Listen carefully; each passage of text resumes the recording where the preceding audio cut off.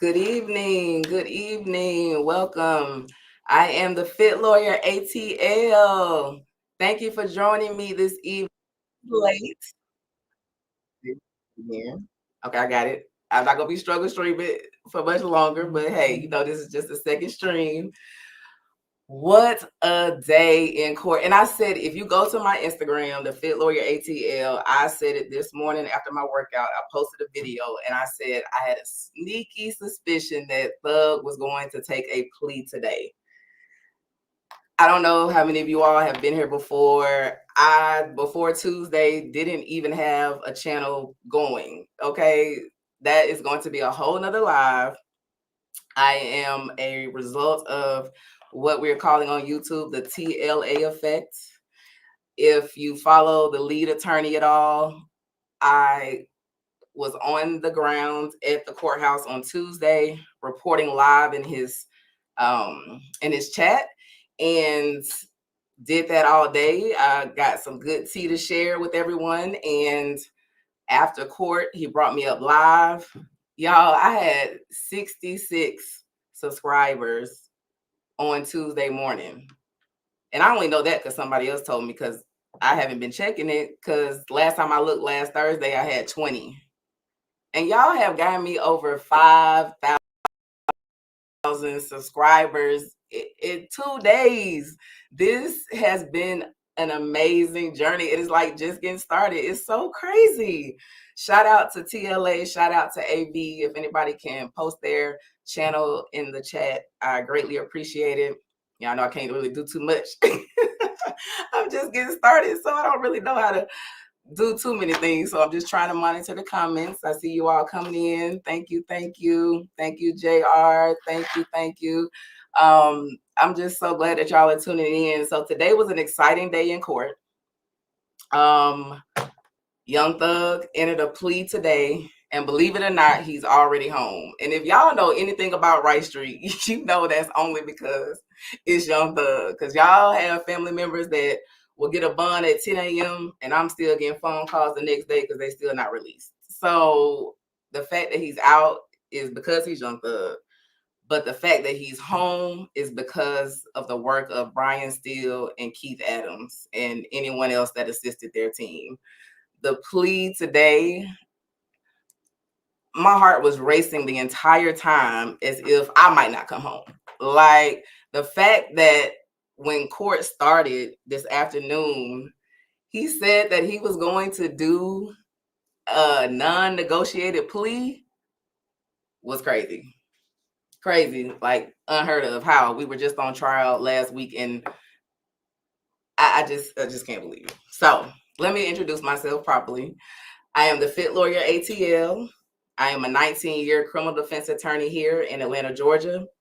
I've been doing personal injury for the last 10 years, and I'm trying to pin some chat.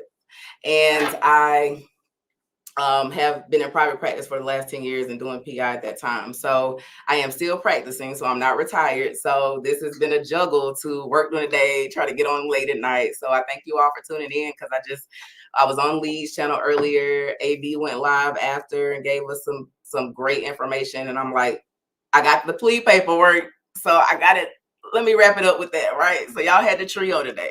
So this is just so exciting. And yes, like God's child says, she was crying while watching the plea. Like my heart was racing, because I don't know if you watched it or not, and we're not going to play it here because it's like 2 hours long.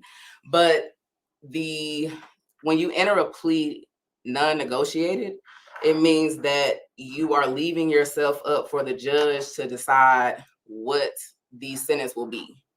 And so it's not a deal that's worked out with the state. And so as the judge went through all of the charges that Thug was facing, he actually could have gotten some, I think it was like 120 years. That is ridiculous. And the state was offering him probation. It was a backloaded sentence. They were offering him probation, but he had conditions that he had to do. They wanted him to admit that YSL was a game. And they wanted him to admit that his music was portraying that activity and encouraging that activity. And he refused to do it. So literally, I guess the epitome on stood on business, right? They offered him the key to the jail to leave, but he had to say that, and he said no. Y'all, I really want to get into this opening statement. I'm not going to pay it all, but I hinted it in my title, in the description. And so I just think it's really important for you to see how the state started their first few minutes of this trial 11 months ago and how it ended today. And it's just amazing.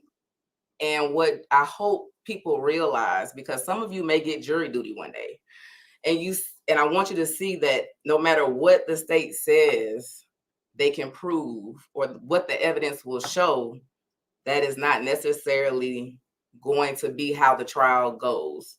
And that's how it happened in this case. Ms. Love did the opening statement, and she promised that the evidence was going to show a lot of things. I mean, if you really just listen to her opening statement all the way through, you would think that nobody was going to be coming home. And to see that 11 months later, it's not even a year, 11 months later, Thug is at home right now with his family. I'm sure just being loved on, washing off the nastiness of Rice Street, eating good, whole, nutritious food, and going to probably it's going to take him some time to get good rest. I've been doing this a long time, so I've talked to people that have been in custody before, and it takes them a while to just have a good night's sleep because they're still used to hearing the sounds of jail and how that is. So it'll take a while. But eventually he will have a good night's rest. But can you just imagine how he feels? He got arrested May 9th, 2022. And Halloween 2024, he's home. It's just amazing. So what I want to do, I want to go play just a few seconds. Like I said, I'm not going to play the whole thing. I just want to play this so that we can talk about this plea deal and just see the difference between how it started and how it ended. Okay, bear with me. Let me see if I get this right. All right, I'm going to share the screen.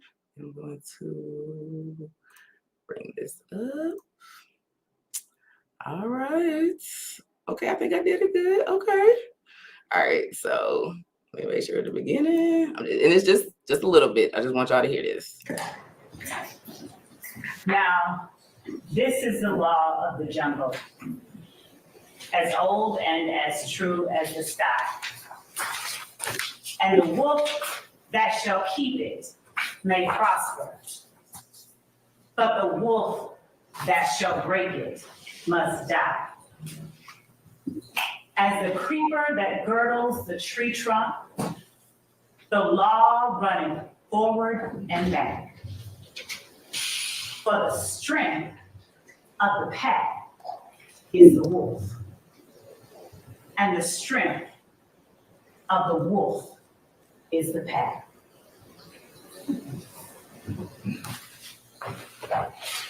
Thank you.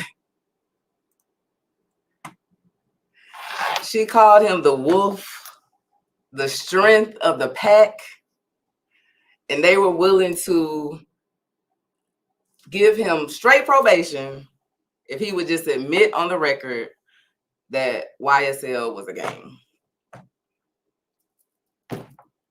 Now that the wolf of the pack is out of the trial, what does that mean?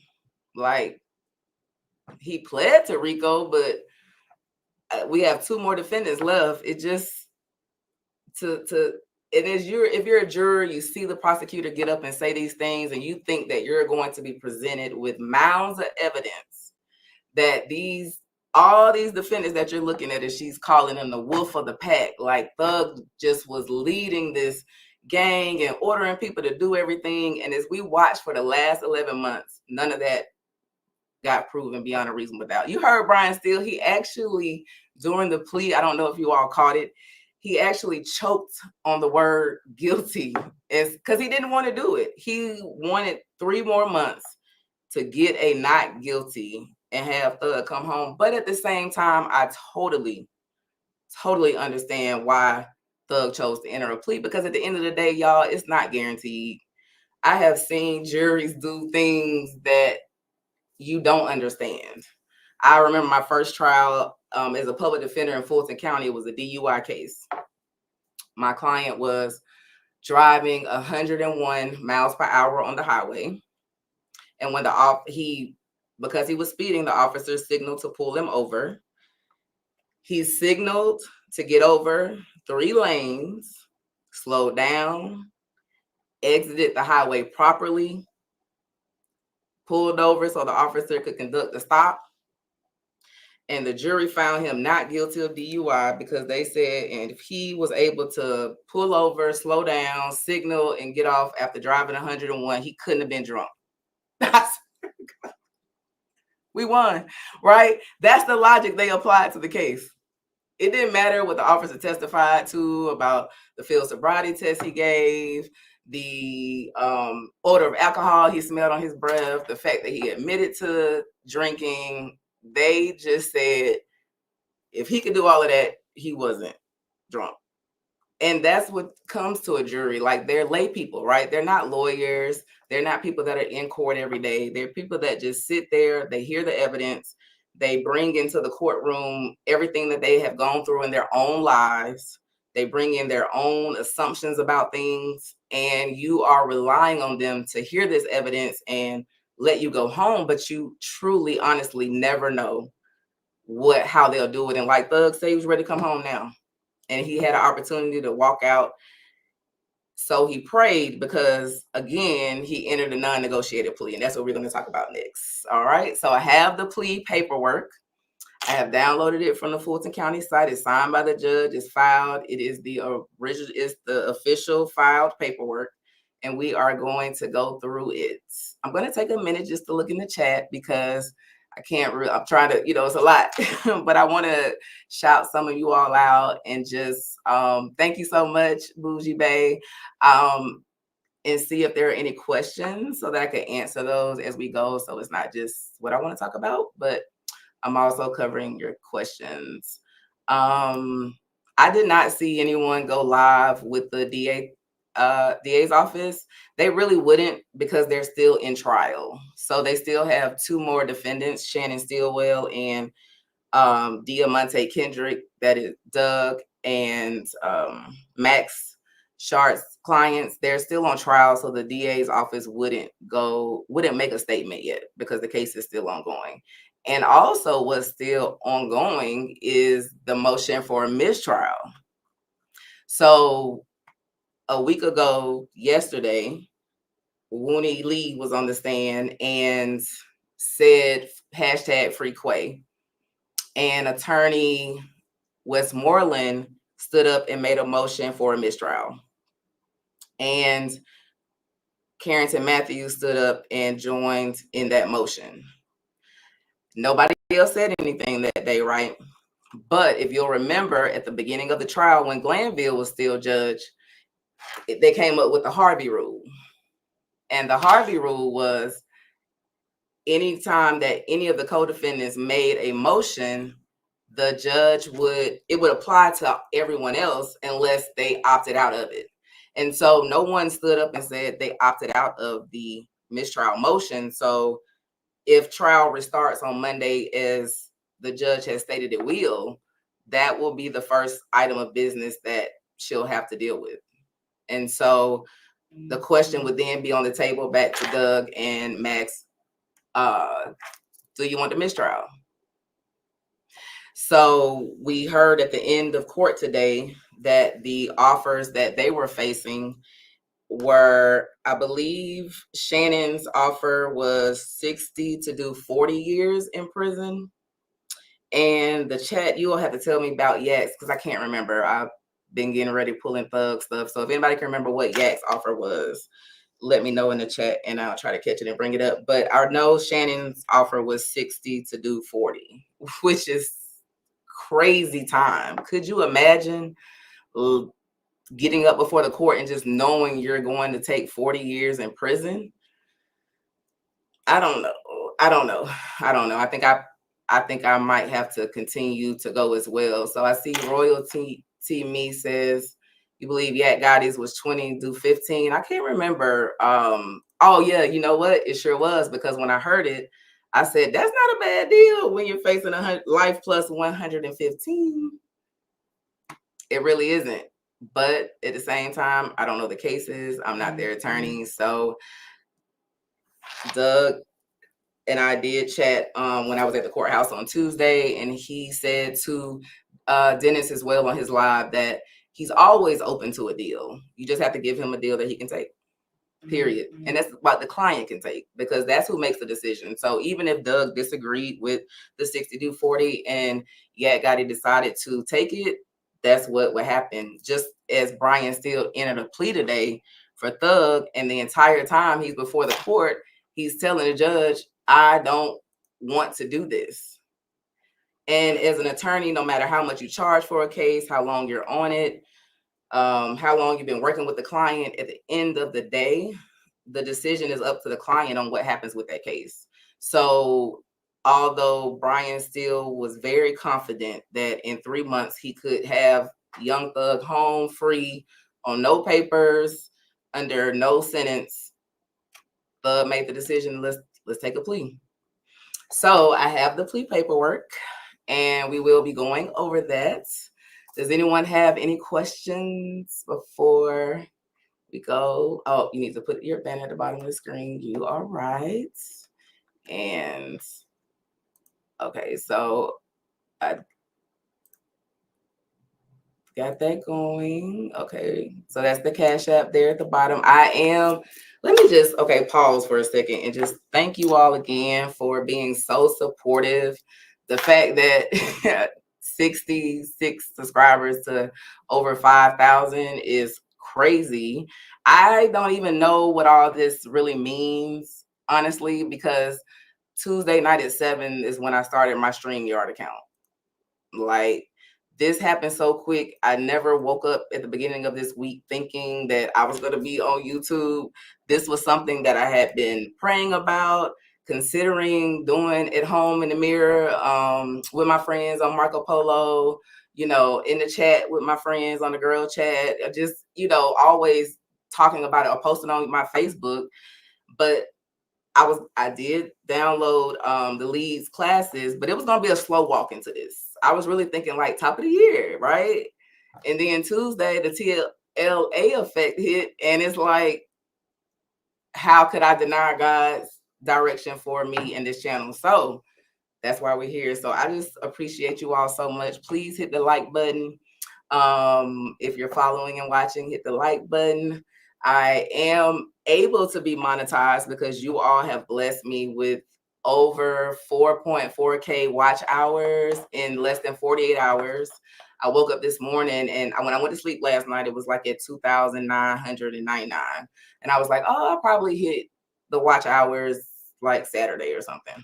And I woke up this morning and worked out. And after, I'm like, oh, you know what? Let me check and see. And it was over 4.4K. And I couldn't believe it. I texted Lee and I was like, oh my God. Like, I'm crying, shouting, like, that's all I can do. Like, it's just been running ever since Tuesday. Like, that is crazy. That is crazy. So God is so good. I'll come with a whole live because it's a lot to that. It was a bad morning. It turned out to a blessed evening. I met China at the courthouse. I didn't know this girl from nobody when I met her. We literally kikied in the hallway for about 5 minutes and just kept interacting all day. And she, as she left, said, take my number. I got you. And she's telling me, nobody, right? Because at this point, I got her number so I could get her on Lee's channel. Because I'm still at 66 subscribers. But 2 hours later, when I had 3.2K, I was like, oh, Lee, good. Let me get this one for myself. And I hit up, and China came through, and we have been staying in contact. And y'all, China was amazing. If you haven't checked out the interview, China is the wife of the first YSL defendant on trial to take a plea, Mr. Nichols. Her and I did an interview Tuesday night. It was amazing. She gave us so much insight up to what happened after the mistrial was announced, how the state started offering pleas. They started doing counter offers. She took us through the 4 different pleas that the state offered, and she said we just kept fighting until we got what we wanted. And she was, and one thing I will never forget, we were in the hallway when I was asking her tea, because I could tell she had it. She was like, make sure you let them know he ain't testifying against nobody. He don't have to do none of that. He's just taking his plea and coming home. And that's what the sticking point was in the plea, and why they kind of kept going back and forth, and why he was so adamant, because he actually could have taken probation prior to the trial starting. So Mr. Nichols could have been home last year, but it would have required him to testify, and he refused. So China was amazing. Like, she was a real one. She held him down. Bruce Harvey cost 6 figures. She got the money together. They have 4 kids, been married 5 years. She was amazing. So check out that video if you have not. China's a real one. It was amazing. So God has just been all up and through this. So I am just so thankful. So thank you so much for tuning in. So let's go back to the plea deal today. All right. So thank you, corporate America. I saw you in Leeds live earlier. Corporate America says, congratulations on all of your success. As a new YouTuber myself, your story is inspiring because this is not for the faint of heart. Thank you for sharing your knowledge and voice with us. You are so welcome, sis. And it's not like, and when you don't know, like, I don't know, it's so many tabs on YouTube, it's so many clicks. I just verified myself this morning, taking it's just so much to learn. So after, we get through this weekend, I'm just going to start on Lee's course so I can learn and just link myself up with some great people. I have some moderators in the chat that were already so supportive on my first live. I just went through the comments after, and everybody that was like, hit the like button, share the channel, just being really supportive. I'm like, you're a moderator. I was just giving them out. Like, I'm just so happy, thankful. And I'm just taking cues from watching Lead and AB and just seeing how they run their channels and how they present and explain. And that's what I just want to continue to kind of do. So glad you all are here. So enough about me. Let's get into this plea. So today, when court started, let's say that, because we just looked at a blank screen all day. But when court started, the judge asked, were we ready for Mr. Williams' plea? And I don't know if you all were watching, but there was hesitation. And so that was the moment I knew that, okay, so this isn't a whole pretrial hearing happened. They don't know what exactly is going to happen. Thug is having doubts. And then somebody said, we're going to enter a non-negotiated plea. And everybody was like, if you know what that means, you instantly froze, because like a non-negotiated plea means that as Thug stands before the court, he pleads guilty. The judge will then hear from the state and hear what their offer will be. And then she will hear from the defense and hear what their offer will be. And then she'll make the decision. And when it comes out of her mouth, no matter what it is, Thug will have to live with it. And so he won't be able to say, Your Honor, I don't want them 20 years. I changed my mind. Let me go back to trial. You can't do it. You're stuck. And so to hear that he was facing 100 and something years and that they said non-negotiated was amazing. But when I heard the state's offer, I understood. Because, and then I did go down to the courthouse yesterday, but it was so quiet, right? It almost felt like I dropped too much tea on Tuesday, so they went to go hide. Because they weren't, the hallways weren't buzzing anymore. So I was kind of like, where are they? I was looking for everyone. I saw Miss Sylvia and some other news people on 5, so I knew they were on 5, but y'all, they were under lock and key. They was hiding from me because I couldn't find them. But I did come back down to 1 and ended up sitting across from one of the sisters. And I didn't know who she was, okay? But I was just chatting up, just like kind of with China, right? So just being cordial. I'm cool, down to earth, chill. I just, hey, how you doing? You know, I'm just, where everybody at? Like, I heard they was talking about pleas, but where they at? And so she just was telling me, yeah, they were offering, you know, my brother, time served basically, but they wanted him to admit that, you know, it's a gang and he ain't with that, so he ain't taking no plea. And I was like, who is your brother? And she was like, Jeffrey. And I said, oh, didn't click at first because it was like a lot of people. I'm focused on where is everybody. And then she said, you know, it's not a label. Then I'm just sitting there and thinking she said a few more things. And I was like, oh, wait a minute, Jeffrey. She's talking about young. Oh, I got tea. But the deal was not final. So I didn't want to say anything because if something messes up and goes wrong and the state feels differently because people reacted to hearing that the plea could be this, no, that would be crazy. So I couldn't say anything. But that's exactly what they offered. They offered him time served, probation, but he had to make some admissions. And that's where the sticking point was. So we are going to look at the plea sheet and go over the plea that he actually entered today. And if you'll recall at the beginning of it, it was really long. The state, it felt like a mini bench trial. Like the state was using the opportunity to get in all of the evidence they claimed that they were going to have against him that they could never bring in through any witnesses. But they thought that they would just get up there and give a word salad and throw it all into the judge at the time of the plea. They've been doing all of the defendants like that, and it's really unfair. But they do have to present a factual basis to the court to have the judge take the plea, but they ain't got to do all that. Like, she was up there for like that. Like, I literally took a phone call with the client and discussed something with them for like 15 minutes, come back, and she's still talking. I don't even know all that she said because it didn't matter. He's taking a plea. She just was going on and on and on, trying to bring every fact that they could never prove into it. And it just was ridiculous, right? It was ridiculous. But when Brian started talking, that's when it got good. That's when it got good. But let me back up. So the state made their presentation, and then they told the judge that they were asking for Thug to do 45 years with 25 years to serve in custody and 20 on probation. And they wanted him to, and that was it.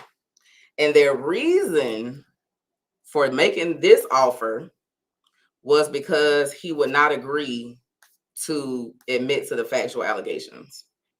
So the judge said, and when the judge did this, this is when I realized that she is going to do what they were originally asking of him, because why would she not? Like, she asked them to put their previous offer on the record. And the previous offer was 43 years with 5 years to serve, commuted to time served, 15 years probation, followed by 23 years in confinement. However, the 23 years in confinement could be suspended if he was good on probation. So, and he could leave today. But he had to admit that YSL was a gang, that his music promoted the gang and all of that. And he refused. And so because he refused, their punishment was then 25 years to serve in prison. But if he said it, he could go home. It's ridiculous. And this is how they do you. Like this, when you hear people say they got railroaded by the state, they feel like they got forced into something, it's because the state will come and say, you can take, I'm going to ask the judge to give 25 years to serve, or you can take no time and admit to this. And Young Thug, he has a lot of money. He had great attorneys. He has other stuff going on besides this. He's a music artist. It kind of was like T.I. back in the day when he took the plea to do like 1,000 hours of community service and walk around and, hug the babies and do all that stuff and kiss, and it was like that kind of deal. So this is like but he has that ability because he is Young Thug. He's an artist, so he has reach. He can reach a lot of people, so he can be effective. But if you or I in there, we ain't nobody like that, right? We don't have. We might not have Brian Steele standing next to us, but even if we are, he can't say, Your Honor, we're the next John Lennon. He can't say that about us. He can't say that we can fly all over the world and tell everybody about, like, we can't do that because we're not Young Thug. So, and I think that was shown too when Whitaker at the end, when she was telling the other defendants, don't think you finna get what what Thug got. Don't think, because you ain't Thug, like, period. And you're not charged with what he's charged. You're charged with murder, so don't think that it's gonna go that way for you. So back to Thug and the non-negotiated plea. So the state was trying to punish him because he refused to admit that YSL was a gang. And the judge felt that was ridiculous. And we know the judge has already been fed up with the state.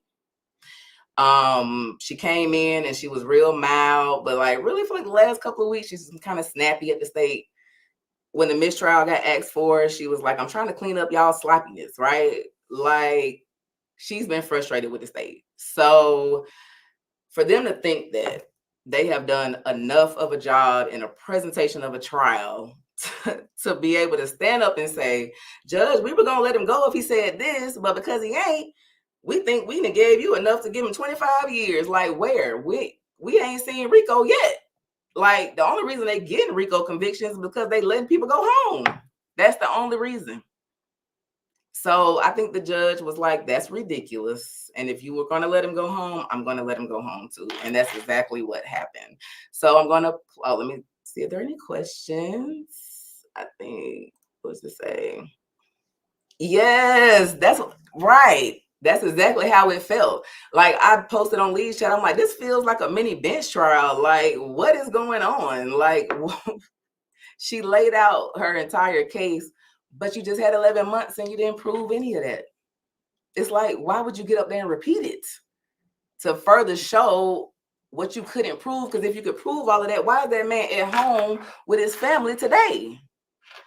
Just ridiculous. Love is ridiculous.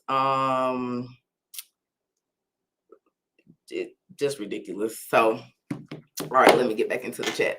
All right, so cheers to Thug. Yes, he is home. He is with his family. He's with his kids.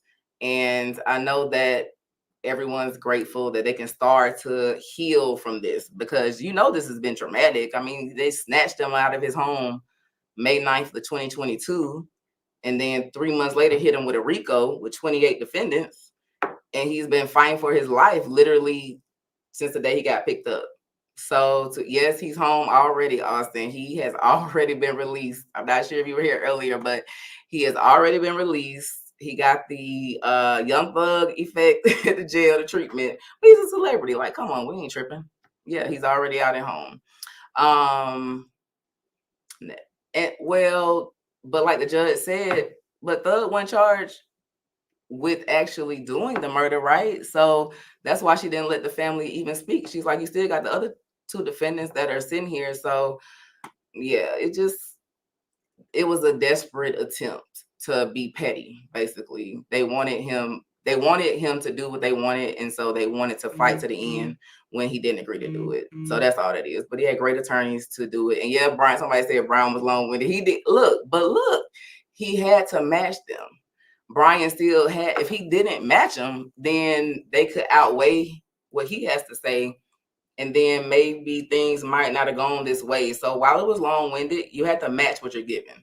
So you can't let somebody stand up there for 30, 40 minutes and list out all of this evidence. No, I'm going to tear your ass up. I'm going to go through everything you said and show the judge how you're not being truthful, or it's not proven, or the evidence wasn't there, because the judge has been hearing this entire case all the time that she's been on the case.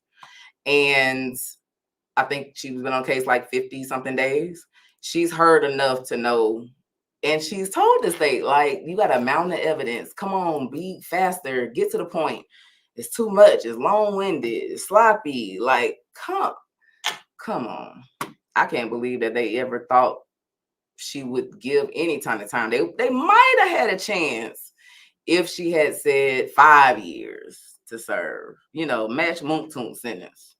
Poor Moontoon. Still hurt about that. You know, match that. But they just was ridiculous. 25 years to serve. Judge is like just freaking ridiculous. So I'm going to pull up the plea sheet and we're going to go through it because I really want to get to the part of the special conditions and see what Thug has to do over this next 15 years of probation before he can be off of probation. Will he get off early? We'll see, right? All right, I'm going to pull it up. All right. Oh, wait a minute. What happened to it? Here we go. Okay, y'all work with me. All right. Okay, wait a minute. I think I'm going to share entire screen. Oh, this one. Okay. All right. Now, I probably need to make this bigger. Oh, I don't know. Can y'all see this? Tell me if y'all can see that. I think there might be something. Oh, you know what? Does it need to be like an image that I don't know how to make it bigger. String two. Okay, so we're just gonna go through it. And shout out to 725 people in the chat at 11:09 on Halloween. Y'all rocking with me, and I love it. Thank you so much. This is amazing. Like, yeah.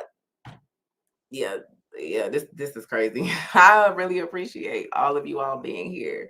All right, so let me get into it.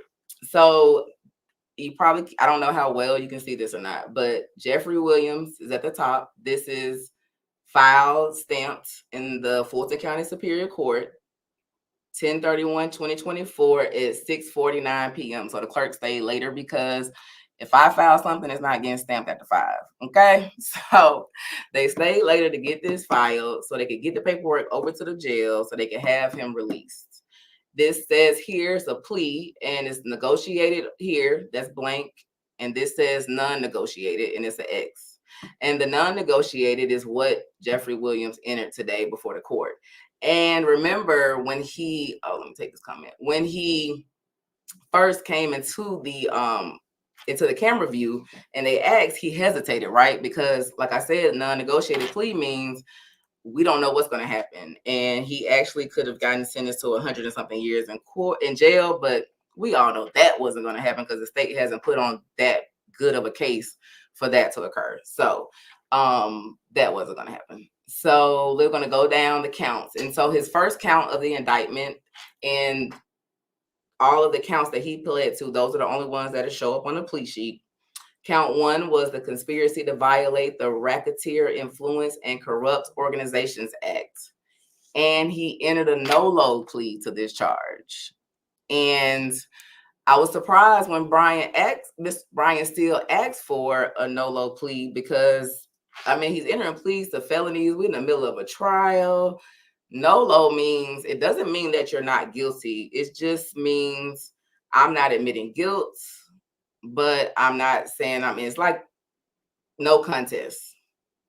And a lot of times when normal people, regular everyday, you'll experience that in traffic court, right? You'll go to court for a speeding ticket and the speeding ticket will put 3 points on your license if you plead guilty. But if you enter a no-load, you don't have the points on your license. So that's where you really kind of see those charges when they're related to that kind of stuff, or no insurance charge, you'll plead no-load so your license won't be suspended and stuff like that to protect something immediate from happening. So I don't know enough about the RICO charge to know if the no-load had any effect outside of the fact that he wouldn't be admitting guilt to RICO. So I think it just, it's not like the offer plea though, because the offer plea means I'm not admitting guilt, but I'm only entering this plea because it's in my best interest. So, and he didn't enter that, and probably because the state was like, no, you about to go, you possibly going home, we offering you home, we're not going to let you plead offer, you're going to have to plead guilty to it. And RICO is not eligible to be entered under the First Offender Act. So because of that, he will be a convicted felon. He is a convicted felon as of today. And so there will be some things that he will have to work around, but he's Young Thug, he's an artist. It's not you and I. He's not going to not get apartment because he's a convicted felon. All right, so to count one, he pled no-lo, and the judge sentenced him to 20 years to serve 5 years, commute to time served. That's what's in this column, is the time. So what commute to time served means, however much time you served in jail to this point, I'm accounted for what I'm asking for, and I don't want anything else. So if it had been 10 years to serve, commute to time served. He's been in since May 9th of 2022.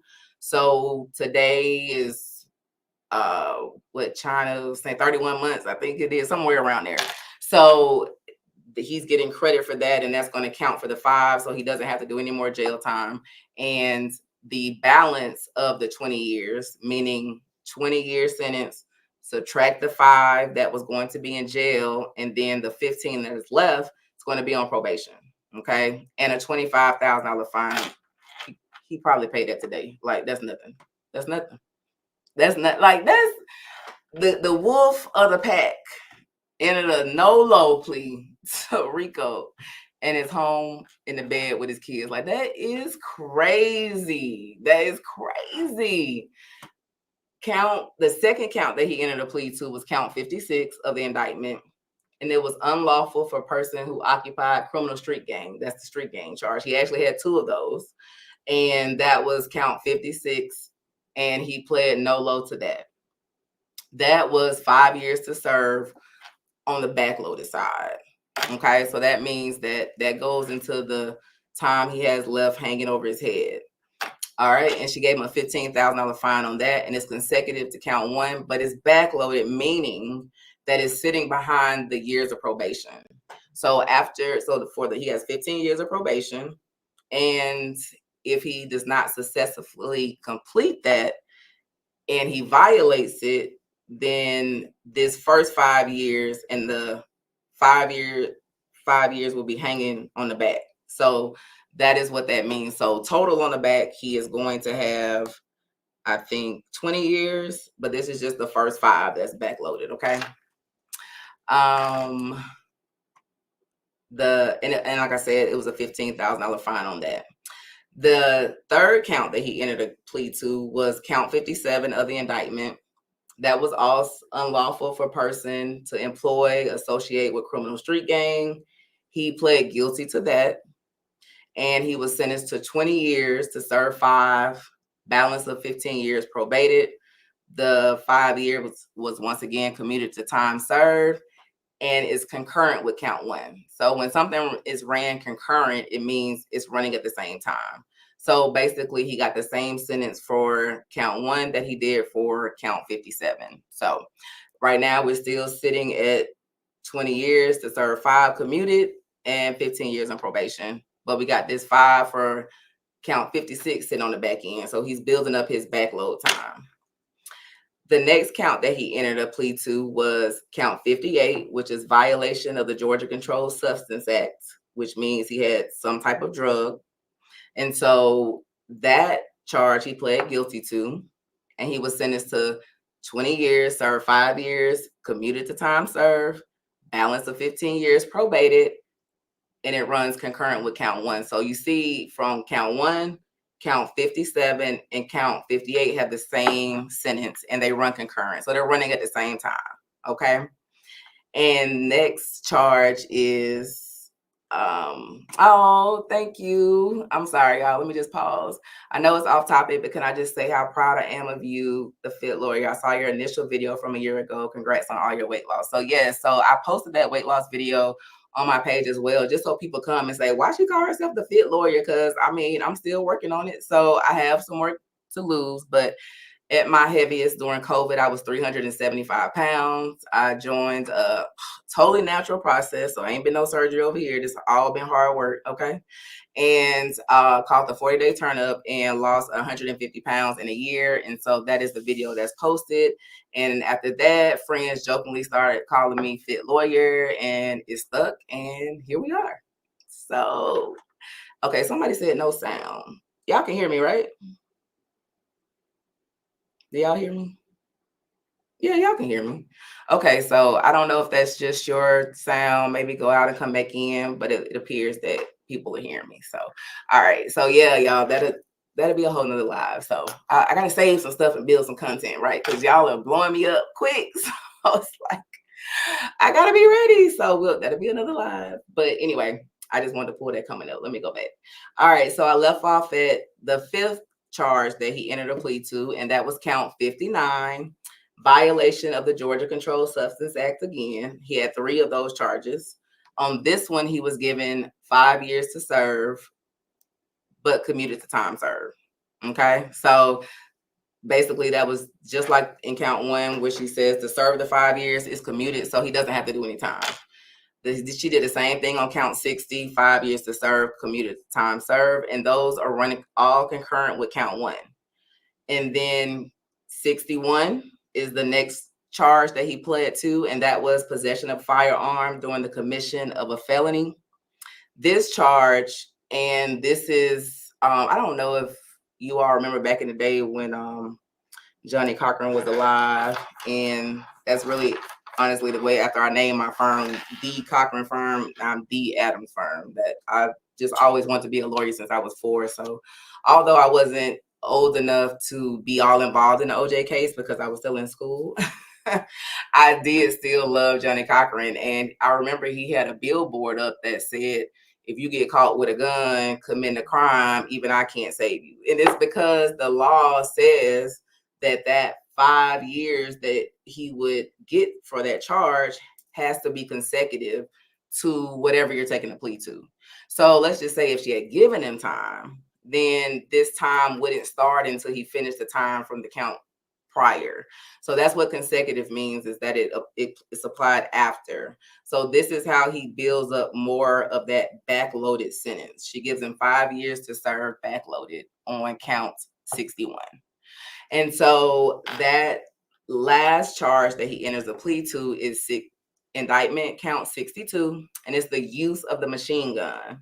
He pled guilty to that charge, and she gave him 10 years to serve backloaded. So that's how he ends up with 20 years to serve backloaded. And it's because of the 10 from the machine gun, the 5 years from the possession of a weapon during the commission of a felony, and then the 5 years that she's gave him here. And so he has 20 years total on the back end if he is not successful on his probation. So what y'all think about that? Like, if you're Young Thug and the prosecution is offering you a plea, straight probation, but you got to admit that YSL is a game, do you take that plea, or do you go before the judge and see if she'll do better and pray she doesn't send you to jail? Like, what do you do? Like, do you take that chance? I know he was nervous. Like, I was nervous for him, and I'm not even in custody. And my heart was racing the entire time. My stomach's flipping because I'm like, she could do anything. And Whitaker had a little, little testiness the last few weeks because she's over this crazy case. And so she kind of sat back at one point, and I was like, her decision's already made. Like, her decision was made before they finished talking. You can kind of tell when she stopped taking notes or stopped just kind of, she's listening. I'm not saying she wasn't listening, but I think long before she finished hearing the last arguments from Mr. Adams, she had already kind of made up her mind. The state's ridiculous. How do you put on the record that you were going to let this man go home? He wasn't a threat to society. He wasn't a menace to society. You're going to do all of that. But because he won't do what you want him to do, when the judge saw how Antonio Sledge took a plea, right? But then when he got on the stand, he was saying, no, that's not true. And no, this is not true. He actually went to jail for that. But you want Thug to admit to something that he's saying is not true. And because he won't, the punishment is 25 years. Because literally that's the only difference, right? If you offer him straight probation, which they did, and then say now you want time, nothing's changed. You got the same set of facts, you got the same factual basis you were going to stand up here and say for hours doing this plea. You had all of that. So what's the difference? Really? You wanted those words that bad? The judge felt that was ridiculous. And you could I saw a point during the whole presentation where I saw, like, she's made up her mind and the state's ridiculous. And if you're going to let him go, so am I. Basically what she said when she started talking. If the state feels like he's not a threat and that he's not a menace and that he's not a danger to the community, then neither do I. It's y'all case. It's the state's case. It's state versus Jeffrey Williams, not Judge Whitaker versus him. This not, she would be home trying something else. I actually was in Judge Whitaker's court on 5th floor. She has her courtroom is on the 5th floor, but of course she's not there to cover it because she's at the YSL trial. But she has stuff to do, other stuff to do. She can go cover. This isn't her case. It's theirs, and they wanted that bad, and she was ridiculous. So I know that Mr. Steele wanted to fight it, but he's been around for a long time. He's one of the top criminal defense attorneys in Georgia, and he knew that he had a really good chance of showing the judge how ridiculous the state was being in that request, and knew that they had a really good chance. And remember, the world is watching. Y'all know y'all would have sat downtown on fire if the judge had gave Thug 25 years, and you all have seen how the sloppiness of the state. You don't think some of that was running through her mind? Like, yeah, you take all of that into consideration. She's been sitting up there every day just like we have. And she's seen more than we have, right? Because it's been some motions that we haven't heard. It's been some ex parte hearings that we haven't been a part of. And you think that in front of the entire world that has had a judge recused off a case, there's a pending mistrial, and everyone is saying how they feel about the case, that she's going to send him to jail for 25 years when y'all were going to let him go if he said some words. Get out of here. Ridiculous. So I was happy to see that Judge Whitaker did the right thing today and that Thug is home. Not because I have any feelings about, I don't even really know all the facts that he's, said to have done, but the legal part of this, he had amazing attorneys. They made amazing motions. I have listened to YouTube going to sleep, just listening to the brilliant arguments that these attorneys have been making. They have all been amazing. They have all the attorneys that have been on trial have been amazing. They have been amazing. All right, so let me get to the juicy part. What were the special conditions that the judge still did impose? Because I heard something like he can't be in Atlanta. Like, how is Young Thug, Mr. Cleveland Avenue, not gonna be in Atlanta? Like, that is crazy. And what's crazier is y'all got 841 people on this live with me, and it's 11:26 at night. Get out of here. And I've been on YouTube for 2 days. Y'all are amazing. Y'all are amazing. Amazing. But okay, back to this. How is he gonna, so Thug can't be, so you mean to tell me we can't go turn up with Thug in Magic City? How we can't have a welcome home party in Magic City for Thug? We can't even have one in Strokers because that's still Metro Atlanta. Like, where can we party? You mean to tell me we got to go where? Buford? Like, where do we have to go to party and welcome Thug home? I'm trying to see, like, how we got, can it start like next week? Like, right now he can't be in Atlanta. That we got 48 hours done, right? It's crazy. And it's Halloween. Well, at least it's Halloween and it's Friday tomorrow. So maybe they can, I don't know, where's the party at? Y'all tell me what club is throwing it tomorrow. Whatever it's going to be, maybe he can hit like 10 different clubs and just the last weekend he can be in Metro Atlanta. I don't know. That's crazy that Thug has to stay out of Metro Atlanta for 10 years. And not what we consider Metro Atlanta, right? Because you ask different people and everybody says Metro Atlanta is something different. They said, I'm gonna stop. We're gonna go to the paperwork. All right. So basically, Thug's sentence, this is a sentence summary under, just sums it all up so you don't have to count every time you look at this piece of paper. And it just says 40 years, the first 5 in prison, commuted time served, followed by 15 years on probation, followed by backloaded 20 years. And below this is, let me see, I don't go to that part. No. General conditions of probation. And the general conditions of probation, I think everybody, there are 9 on here. I really want to get to the special conditions. So basically, to sum that up is don't violate any of the laws. Stay away from people that, of disreputable or harmful character. Report like you're told. If you move, you have to tell probation in advance. pay for your kids if you're on child support, stay gainfully employed, just the general stuff. If you've ever heard of anybody on probation, it's just normal stuff. The hot stuff in this is the special conditions. Look how big these words are. Y'all probably can see that. It's like, I don't want you to mess up on these special conditions, so I'm not going to make you have to find them. We're going to put them big as day so you can know what you need to do to stay out of jail. Because y'all heard Judge Whitaker, right? And rightfully so. She said you are getting a gift deal, right? So if I see you again, I'm going to remember that you didn't take advantage of this, and it's not going to be nice. So basically, it's big words. So you will not be confused on what you need to be keeping up with. And so before I go through the special conditions, I want to get into some cash apps. I got some real cash apps today because some of y'all played me the other day and sent requests. And I was all like, oh my God, I got $1,000. And somebody was really asking me for money. Like, how weird is that? Some of y'all are some weirdos. All right. So I got $10 from Sharice Allen, who says, for great job, Sora. I'm Reese and Muff's mom on YouTube. Oh, okay. So I have to go look her up. Y'all know I don't know anybody but Lee and AB really. So I got to go get acclimated to the YouTube world. I do check in to Miss Sylvia and Dennis and see what's going on because they're always down the courthouse live early, right? So I'm like checking in. Oh, thank you. Tamika Nichols sends $100. That's one of my moderators, Alchemy. If y'all see her in the chat, please post Alchemy in the chat. ALCHEMY. One of my moderators sends me $100.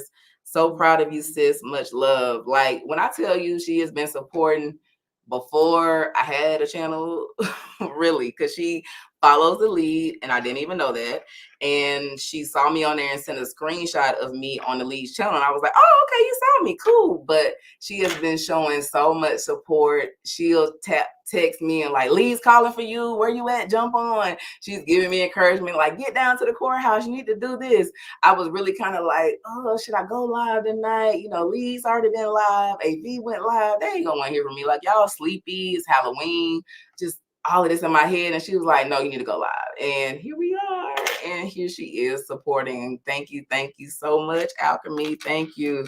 Gregory Williams sends $5. Thank you, Gregory, so much. Beverly Wright for keep the lives coming. Yes, $20. Thank you so much. Betsy Thomas sends $5. Thank you so much. Y'all can't like this. This is so crazy. I cannot believe this. Another $5 from Thomas Lee. Thank you. Oh, thank you. That was nice. That's neat. I never saw that feature on Cash App. Okay. Thank you. Y'all are so sweet. All right, let me get back into it. All right, so let's go over these special conditions. Said out of state houses. What is this? You saw still said out of state houses in Cali. Oh yeah, about him. Oh, okay, so does that mean he's gonna be moving? Yeah, because why would he want to be in Atlanta if I can't be in Metro Atlanta? How would that really happen? Crazy. All right, so special conditions of probation, and his probation started today. So when before he left the courtroom, he met with a probation officer that would have gotten some intake paperwork from him. And then they would have told him the first day to report to probation. You can have your probation transferred. It's a felony. So if he knows already where he's going to be living or where he's going to be moving to, they will transfer that probation to that county if it's in Georgia. If it's out of state, then you have to go through intrastate, something like that. They do, I think it's called, where they actually have to notify that other state, get permission that you can enter and be on probation, and then you can go. So he may have to hang around a little longer to get that worked out, depending on where he's going to reside. But the first special condition states that after 48 hours, the defendant, who is Jeffrey Williams, shall stay away from the Metro Atlanta area. That's crazy. So born and raised, where you born and raised, like all your life. I think he has 11 siblings. I don't know. I know some may have passed, I believe, but I don't know how many are still alive. But you basically can't be around your family and where you all are rooted at for the first 10 years of probation. That's crazy. And in parentheses, they state as defined by the U.S. Census Bureau. So, like, it's no guessing. Like, they're telling you, go to the U.S. Census Bureau, look up Metro Atlanta, and pull up what it says, and that's where he has to stay away from. I'm going to try to do that while I'm looking at this. Because I'm curious, what's that outline? Because I know some people that stay out in Paulding County and be like, I'm from Metro Atlanta. No, bro, it's like an hour and a half from the airport. I don't feel like that's Metro Atlanta. But maybe the U.S. Census Bureau says it is. Does anybody look that up and tell me what does the U.S. Census Bureau say defines Metro Atlanta? Like, I'm really curious. So that'll be interesting. Except, so there are some exceptions to this stay away from Metro Atlanta. And those exceptions are the defendant is permitted to enter the Metro Atlanta area to attend the wedding, funeral, or graduation from high school, college, or graduate school, or for a medical emergency of immediate family members only. They got a lot of family now. So if I got 11 siblings or and then that's a lot of times I may be able to come back into Metro Atlanta, right? I'm not sure the ages of everyone or who's booed up, who's married, what, but at least there are some exceptions, right? So the exceptions, again, that he will be allowed into the Metro Atlanta for 10 years are for a wedding, a funeral, or a graduation from high school, college, or graduate school, or medical emergency of immediate family members only. That's crazy. Why is that crazy? Because who is really in your immediate family, right? Is that, I think that's just mom, dad, and siblings, right?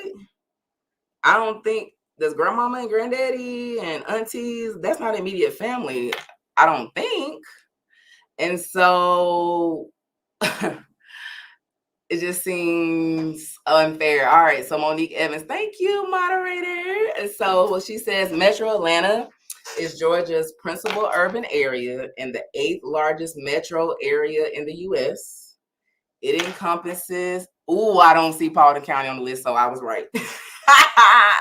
It encompasses Cherokee, Clayton, Cobb, DeKalb, Douglas, Fayette, Fulton, Gwinnett, Henry, and Rockdale counties. That is crazy. Like, where is Cherokee? That's up south 75, right? So all the way from 75 north, coming down into the city, up all the way down 75 south to Clayco. None of that. Can't come out east to DeKalb County. Can't hit 285 Memorial Drive. So that take out all the clubs. That take out Penn. None of that. Douglas County, I don't know why he would be out there anyway, because everybody knows Douglas County goes straight to jail. So I don't think we ever try to be in Douglas County unless we're headed to Alabama down 20. Fayette, we stay out of Fayette because they don't play there either. Fulton, though, Fulton's the largest county, his home county, where he's been all his life. Gwinnett County, Henry, and Rockdale, that is crazy. You might as well move. You got to move. It's no way he could avoid all those. That means he couldn't drive 285. You couldn't drive 80. Move me. He's moving. So that'll be easy. I'm just going to move somewhere else, move my whole family. He's got enough money, so everybody will be relocating. So that'll be good for him, though. Get out of the city. Get away from the people that have gotten you in trouble, right? Just get away from it all. Go start over. That's the best way that he can avoid violating probation, is just to get the hell away from here, really. So he can be in Metro Atlanta for business court. I got some more to read, so let's see what else the other exceptions are. Thank you, Creole Lady, for your comment. Viral Authority asks, can the feds pick up thugs, weapons, and drug charges? The answer to that is yes. It is not double jeopardy for the feds to charge you, even if you have convictions from the state. However, the feds will not waste their time. This investigation was too sloppy. So I don't know if y'all remember when Woody was, I don't know, did he say this on the Lee's channel? I think he did. When he was interviewing him, he was saying that if the city investigates your case and the feds pick it up, fight it, because you can probably beat it, because the investigation probably wasn't nothing. But then if the feds investigate your case like they did Lil Durk, hang it up. And we will be covering that over here, because I saw a video tonight with a guy wearing a wire, and I'm like, how they, hindsight is 2020, because he looked like he wearing a wire because he's sitting there quiet the whole time, but that's a whole other live. But anyway, yes, the feds could, but they won't. Okay, this is a wrap. They won't. Somebody, sweet lady Sugar said, better hit Blue Ridge. I know that's right. Ain't no point in going up there though if he can't be drinking and stuff, or all the wineries and stuff. Nope, because he can't have no alcohol or drugs or probation. All right, wigs and wine. I live in Los Angeles City, but Los Angeles County is as big as a state or a small country. If a person is ordered to leave, it's really not that big of a deal. There's 1 million of states to live in. You're right. That's easy to say though, right? But I gotta leave because my mama here, and if I had to move away from my mama, I'm gonna be mad. Like, I ain't leaving my mama. Like, just where you've been all your life, that's hard to kind of just uproot. Now he's a celebrity, so he's been traveling. So even though he's from here, he's been kind of moving around a lot. So it probably would be really easy for him just to relocate, right? Because he's already traveling for tours, right? They went to Miami. He's been on tour, right? So it may not be anything for him, but I'm not leaving my mama. So I wouldn't want to be here. Lowndes County, I don't even know where that is, but that sounds like not a good county. That's like you can get in trouble in Lowndes County. Like, I don't know if that'd be a good idea. He just needs to move. Just move, go have a nice life. Do like Jay-Z did. Just go across the country, just change the area code, change the weather, change everything, and just start over. That'll be easy. Yeah. So, all right, let's go through the rest of the conditions. Somebody said Valdosta, stop playing. I'm sorry, but you ain't leaving Metro Atlanta to go to Valdosta. Not on purpose. What? Okay. Let me see.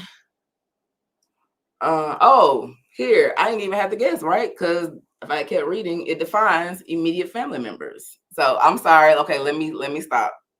I'm just starting out. I'm not trying to talk about Valdosta. I love y'all. It was no shade. I'm just saying, I don't really want to uproot and move from Atlanta to Valdosta. I kind of want to go to a similar city. That's all I meant. Please do not come for me in the chat. Do not. I love everyone. All right. So immediate family members for the purposes of this plea is defined as biological. Oh, okay. So we got biological grandparents, biological parents, biological siblings, biological children, biological aunts and uncles. Okay. And biological first cousins. So, I mean, he could be making a lot of trips to the A. If you had 11 siblings, you got a lot of cousins. So this, oh, wait a minute. Your siblings don't have your cousins. They have your nieces and nephews. It's late, y'all. 11:41. But let's hope his mom and dad had a lot of siblings and they had kids and they would then be his cousins. Okay, so maybe he has a lot of that family, the grandparents. I'm not sure who all is still with us, but yeah. So it's a first cousin. So no second, third, fourth cousins. Wigs and wine. They're not doing that. They stopping at the first cousin, because if we get the second, third, and fourth, we probably all fall in that category. And Thug would be home every day.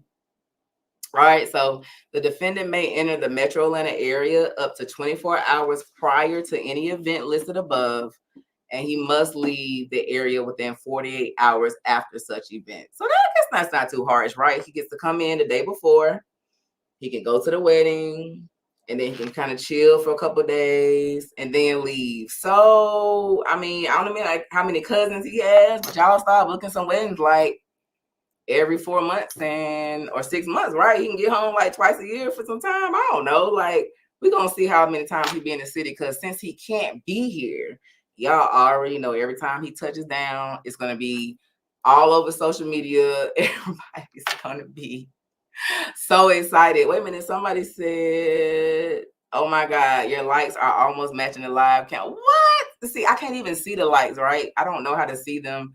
while I'm in StreamYard. So shout out, y'all. Y'all are showing mad love. I'm so happy. So happy. Thank you. Thank you. Thank you. Thank you for getting the likes up. Thank you. Thank you. Thank you. All right. So let's go back. Immediate family members. We got grandparents, parents, siblings, children, biological, aunts and uncles, and first cousins, biological. So not, y'all know how we do in our community now. Everybody cousins, right? Be like our mama best friend be our cousin. That child be our cousin, right? No, they're saying biological, so not the play cousins. And then 24 hours prior to the event, and you can stay 48 hours after. So that, I mean, it sucks. They gotta leave, but at least they're making some concessions for when he can come back, and it's not like he has to ask probation, can I come in? It's already written out in the order, right? It's almost like a parenting order from like a family case, right? It's already outlined how we're gonna let him visit, so we don't have to talk about it every time he tries to come. Okay. Someone said he should be there at least for Sade. I probably messed up your first one name, but I'm sorry. He should be there at least 4 times a year, regardless, to talk to the youth about gang violence. And that may be later down in our special conditions. Let me get down there. All right. The second one, B, of the special conditions is during each year of his probation, the defendant shall enter the metro Atlanta area and shall make a live anti-gang and anti-gun violence presentation 4 times per year. Look at her giving us the heads up in the tea. I love it. 4 times a year. So he'll be in town 4 times a year to make a live anti-gang and anti-gun violence presentation at a grade school, middle school, boys and girls club, or similar group. So 4 times a year he'll do that. And Thug, as you heard him say at the podium, he's already been charitable. He's already been giving back. I remember, and I don't know if you all do, it was a bond hearing he had. I don't know if it was the first one or the second one, but Brian still had a lot of people testify, and there was a young man that maybe it was 21 or something, and Thug met him when he was really young, and he kind of mentored him, and he testified that Thug told, I don't know if y'all remember that bond hearing. I told you I've been watching the legal part of this trial, but it was there at the beginning, like when they first got locked up, he came in and testified. So he's already been doing that stuff. So that's nothing. That's nothing for him to do that. The presentation may include a benefit concert. So wouldn't that be cool? He come back in and give a concert to the kids, still perform in his city. These presentations may count towards his required community service hours. Given that TI deal, right? Given, do some community service. You've earned this big name. You've influenced this community, whether right or wrong, or into whatever your music did. So now get back, right? That's basically what the judge was saying. During each year of his probation, he shall perform 100 hours of community service. So what that means is for the 15 years that he is sentenced to probation, he will have to perform 100 hours of community service each year, not just a year, not just 100, right? Not just I do 100 and I'm done, but every year for 15 years or however long he's on probation, because I'm kind of hoping he'll be able to get early termination. He will have to do 100 hours. And I think that's why here is not 15 years. It's just saying while you're on probation every year, you have to do 100. Look at, right. But how you wanted him to do 25 years in prison when he wouldn't talk, but now he in the community. The wolf of the pack in the community. But she did say she wanted him to come back and hopefully learn from what happened and speak to the kids so they can avoid. So while it's kind of like why, this is how you deter others from doing what he did. And so that's what judges also look at when they sentence somebody or punish someone for a crime. They want to have an element there where it deters others. Clearly, letting Thug out after 2.5 years for everything he was facing may feel like a slap on the wrist and may not deter people. However, if as a part of this plea, you require him to come back to the community and give these talks, right, and teach the kids to do something different, then you are accomplishing that goal of deterring kids from committing crimes or following his footsteps. So while I get what you're saying, I totally understand how the judge how she used that to be part of the plea just because she wasn't giving him time. So, but you got a great point. Thank you. The next one, the next condition is that the defendant shall not knowingly have contact of any kind or character with any other member or associate of a criminal street gang who are not a member of the defendant's immediate family, including but not limited to each of the named individuals charged in the indictment, with the exception of defendant's biological brother, Quantavious Greer, and Sergio Kitchens, for as long as defendant and Mr. Kitchens are contractually obligated, except as necessary for the lawful business of his musical career. Whoa, that was a long sentence. Okay, let me break it down. So basically, she's saying that you cannot knowingly have contact of any kind or character with any member or associate of a criminal street gang. So he didn't have to admit that YSL was a gang, right? So she's not saying YSL. She's not saying if gang. She's not saying, whatever other gangs they were naming in this trial. Like, she's not saying a particular gang. She's just letting you know any criminal street gang. So if you move to California and they got the Rolling 60s or the whatever gang, I don't really know about all that, right? I'm just saying what I hear. Whatever, then the Crips and the Blood, whatever. If you know that somebody associates with any type of gang, you cannot associate with them unless they're a part of your immediate family. And this includes everybody in your indictment. So the people that he was charged with in indictment were friends, right? They were friends of his. He's known them all his life, but the judge is trying to help him be successful on his probation. So if you said you were nice to everyone and that's how you ended up in this mess, well, guess what? Don't be around them. I got you. We'll make it easy. It's in your plea. It's a part of your sentence. Violated, you're going to jail. So then that should be easy, right? It'll help him change his life real quick because you can't have contact with them. And now, let's be honest. I should put a poll up, but like that's too advanced right now for stream 2 because I don't even know where the button is.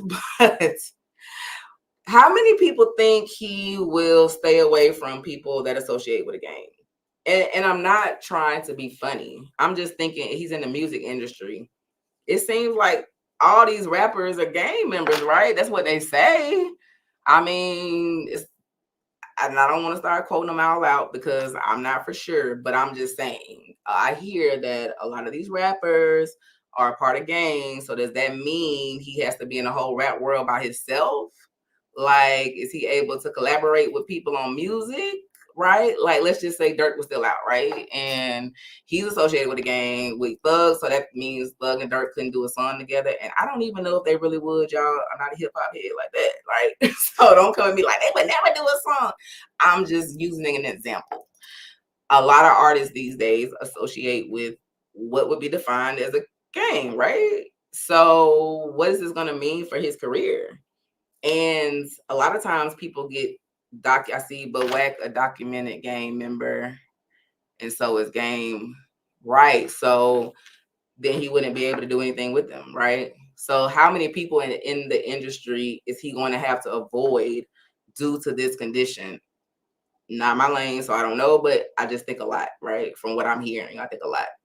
And exceptions to this outside of his immediate family were because she said people in indictment, but his brother is in the indictment. So she's allowing him to have contact with him and Sergio Kitchens, who is gonna, because they are contractually obligated to have a business relationship because they do music together. So I guess this answers the question about if they still cool or not, right? Because he can have contact in his plea deal. Like Gunna is in the plea deal to have contact because they're in a contract. So clearly they're good. So if you ever thought that Bud was mad, he beefing with Gunna, he not going whatever, he in his paperwork to be around him. It's like a girlfriend that has the domestic violence charge, but it's no further violent contact, which means you can come. She wants you back around. Just don't hit her no more. Like, that's it. Like, yeah, he took a plea and he copped out a long time ago, but we good because he in my paperwork. I won't contact with him. So he can be around Gunna because they are contractually obligated because of the music career. So in the event any provision of this special condition is determined to be void or unenforceable, such determination shall not affect the sentence or the remainder of the special conditions, which shall continue to be enforced. So what this means is we did something kind of funky, kind of new. And if a court reviews it later and says, this condition is wrong, you can't do this, or something happens or whatever, then she's saying, fine, scratch it, but everything else stays in place. So I'm assuming there's something in there that maybe that could be of questioning, maybe it's the contractual obligation. I'm not sure because I wasn't there, but basically this is just saying if something later is determined to be void or unenforceable, meaning if something is wrong with this number 3, it doesn't take away all the conditions, just scratch that one out, but you still got to follow the others. That's what that means. All right, so 4th condition, he shall in no way promote any criminal street gang, including on any social media. So no more will he be able to go on social media and throw up signs. And I'm not saying he ever was promoting, but it's like, if that's what they were questioning, you can't go back to doing it. Even if what you're throwing up isn't a gang sign, why would you even want to put yourself into that, right? So he won't be doing that. 5 is defendant shall not utilize any hand sign. Here we go. I just said it, right? Should not utilize any hand sign, terminology, or language that promotes or represents any criminal street gang directly or indirectly. So don't play with it. You can't do it. So no more whatever the signs they were throwing up to do YSL. If it's the clothing brand or the label, you got to find something else because he can't do it anymore. Or he will be in violation of his special conditions, which means he can go back to jail. So y'all already know they're going to be watching his lives, watching his Instagrams. The feds will probably set up a stream and watch him, just like they did Boosie, just trying to see if you ever gonna do something. So, you just got to change your life. Like, this really is a life-changing situation for him. And maybe that's where he is, right? He's been in custody since May 9th, eating disgusting food, being away from his family, away from his kids, not being able to touch anybody that, his girl, his kids, not being able to hold them, hug them, any of that. They're talking. He's not even able to see them. They can't go to the jail. They're on video call. Like, to go through that for all of this time, we are going to see an entire different Young Thug. And I'm excited about it, right? Because it's growth. Like he said, Judge, I'm older, I'm wiser. Going to jail can change you. Y'all know how these dudes be when they get locked up. Y'all already know, that they start talking different, they mature. And some of them, it actually is real and it stays.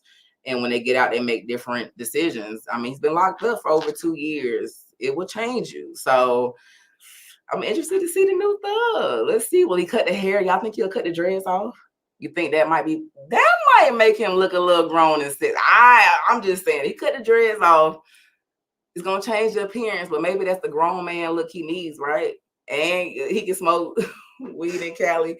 Not if it's a part of his probation. He can't, whether it's legal where you at. So we're gonna keep reading and see. But but it is legal in Cali. So if it's not something in here, then he could. But it's a general condition. He's not gonna be able to do drugs. He'll be tested. But let's keep reading and see. All right, so 6 should not participate in any criminal gang activity. Like, that's him doing that would be like R. Kelly, right? Getting out of jail and still going back and do the same thing that you just got off trial. Okay, anyway, that's another live. But so no criminal gang activity. 7, defendant shall not knowingly engage in any form of contact with the victims listed in the Fulton County indictment, or with any member of their family or household except through legal counsel. So why would this except through legal counsel be here? Maybe there's something he would, I don't know, maybe there's a restitution he wants to offer, or maybe he would want to, I don't know, send apologies, or like he says, he's very charitable. Maybe he would want to say, send them something, do a grand gesture or something due to this situation. Who knows? If it happens, it's got to go through through his attorneys. Okay. I'm sure it's online and I could probably Google and find it, but I don't have it queued up. So I'm sorry, but he's already out. He was out super early. Like, I think hours or so he was out. Yeah, he's out home, I'm sure. Turning up with the family, because I know I would be. All right.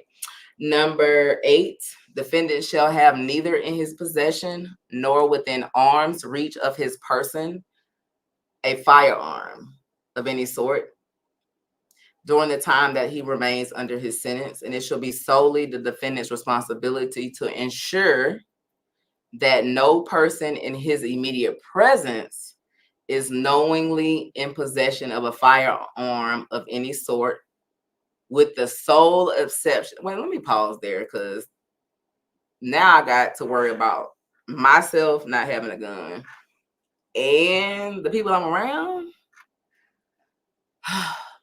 But what's the easy way to avoid that? And somebody tell me in the chat, like, what is something that people with money can easily do to avoid this, that sometimes they just don't do this simple step to avoid this issue? Anybody tell me? Can anybody tell me? Thank you. Higher security. That's easy. Higher security. We saw 3 armed security guards escort some lady into the courthouse the other day. So higher security. You got the money. Higher security, higher Uber, higher driver. Like, there's no reason for rich people to have those kind of problems. Just higher security. Because he can't have a gun, nor can anyone around him. And clearly they need to be protected. Like, he's a superstar. I need to be protected at all times. So just higher security. Mr. Pierre says his defense team filed a lot of motions for mistrial for unethical treatment with both judges. Can they take it to Superior Court and have his probation reduced? So the answer to that would be no. I'm not sure if you all paid attention to the plea colloquy that the judge took him through, but in order to enter a guilty plea, you waive certain rights. You waive the right to a fair trial. You waive the right to a speedy trial. You waive the right to have the right to remain silent. You waive the right to make the state prove the case beyond a reasonable doubt. You waive all of that by taking a plea. So while you do have appeal rights after you plea, they just relate to the actual plea and sentence. So was the plea, were your attorneys ineffective in doing the plea? Like, did you have immigration consequences, and because you entered the plea, now you're being deported and nobody told you before? That's something that you could appeal. Were you facing suspension of your license if you entered the plea and your attorney didn't tell you? That would be ineffective. That's something that you could argue back for your plea, but you can't go back and pick up the trial issues. You waive them. So the mistrial is still on the table because there are 2 defendants that haven't taken a plea yet, and they're still on trial, right? But no, as far as Thug, he cannot come home. Brian Steele cannot file a motion tomorrow saying, back when Glanville did. No, that's a wrap. It's over. It's a wrap. It's a wrap. You waive that. So great question. Thank you. I'm glad I caught it. Can he get a presidential pardon to drop all these charges? You know what?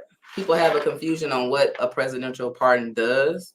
You can be pardoned from something, but it doesn't drop the charges. It will say that you're pardoned from them, so you won't be under the constraints of what they are, but it's still on your criminal history. So, like, let's say he was in federal prison or in custody, he could be released under it, but he still would be something that would be on his history. So it's not a drop all the charges. So look, let me tell you something. Thug is happy, okay?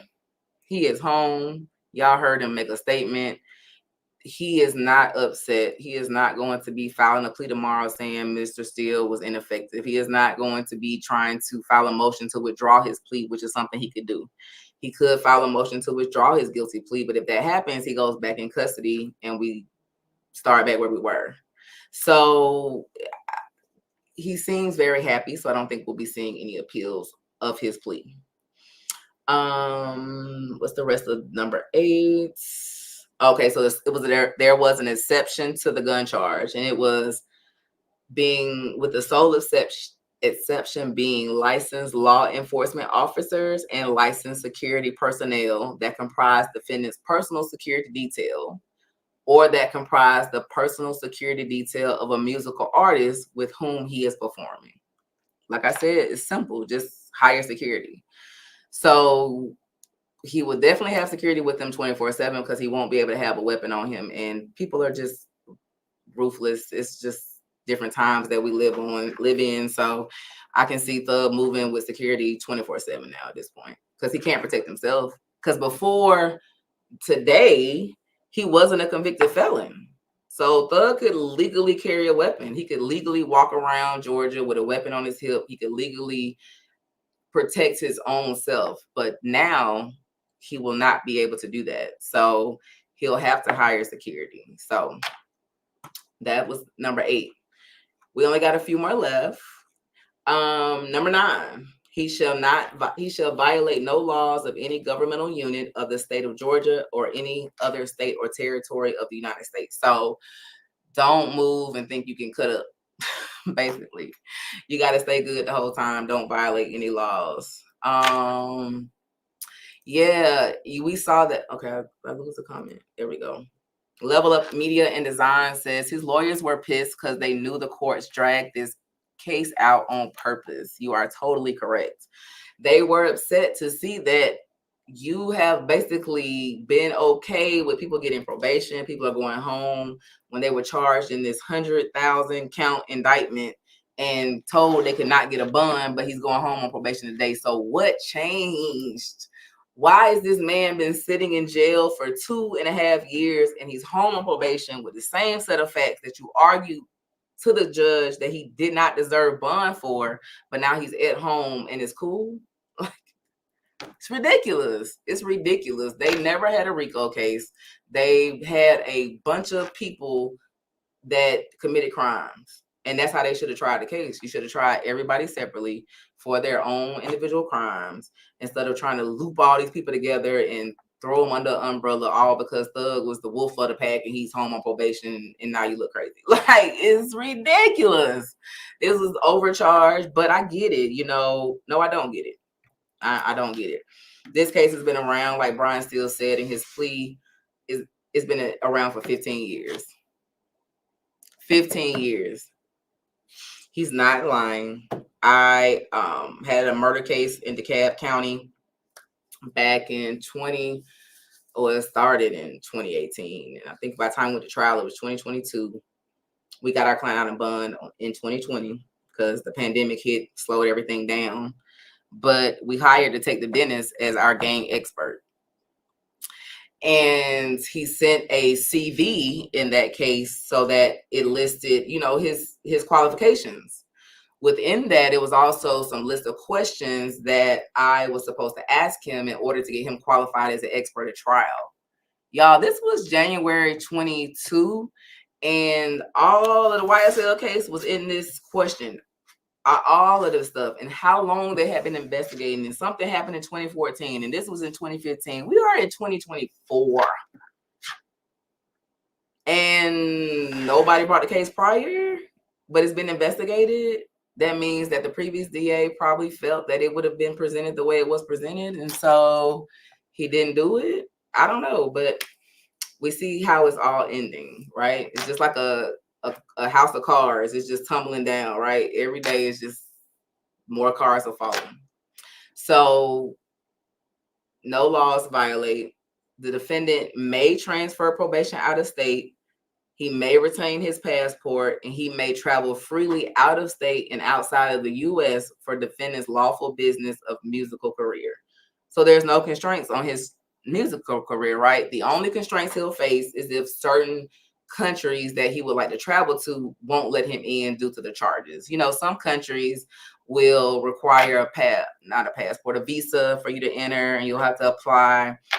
I know like Canada doesn't, well, they say they don't, but I know some people have made it across the border, allow people in with DUIs. That's a misdemeanor, but they're funny about them. So if you have that on your record, then you can't go to Canada. Like, so every country is able to set their own rules and set.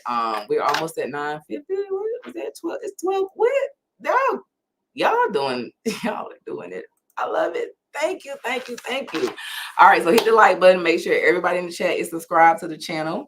And yeah, so he can travel. He's not going to be restricted from doing his musical career. He doesn't have to.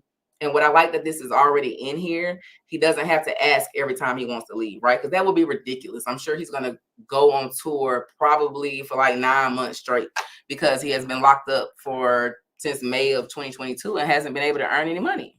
So he will definitely be hitting the road. He can't be in Metro Atlanta anyway, right? So I might as well get to work. Number 11, he shall submit to random drug screens and shall abstain from the use of any drug not prescribed by a licensed physician. So random drug screens. And I know I have clients all the time. They're like, what can I do to pass my drug screen? I'm like, don't smoke and don't do drugs. Like, this is 2024. All of that, I'm going to drink a lot of water, or I'm going to take these pills. Y'all, they up on game on all of that.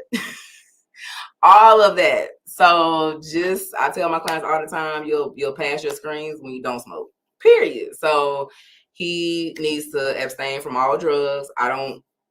I'm going to leave it there because I don't know anything about his drug use or anything. So I'm not going to make any jokes or anything. If he has any prescriptions, they just need to be by a licensed physician. So you know how like you'll have your friend might be prescribed something and say, oh, how you feeling? Or we'll take this or whatever. He can't take that unless it's prescribed by a doctor to him. So that's easy, right? If you need to take something, your doctor can give it to you, because I think something about his medical condition or something might have come up, but his medical condition would be cured when he get out that nasty Fulton County jail. That's the medical condition, is the jail, I promise.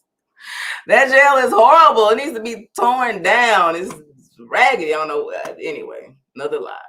All right, and his last condition is that he shall execute a Fourth Amendment waiver to permit the search of his person, residence, vehicles, and electronics for firearms, criminal street gang paraphernalia, or illicit drugs. Like, let me explain this, y'all. Because what this means is, for the life of his probation, or however long he ends up being on it, he cannot, the cops can search him without probable cause. That's what the Fourth Amendment is about. The right that the cops need to have probable cause before they perform a search, or sometimes even a search warrant.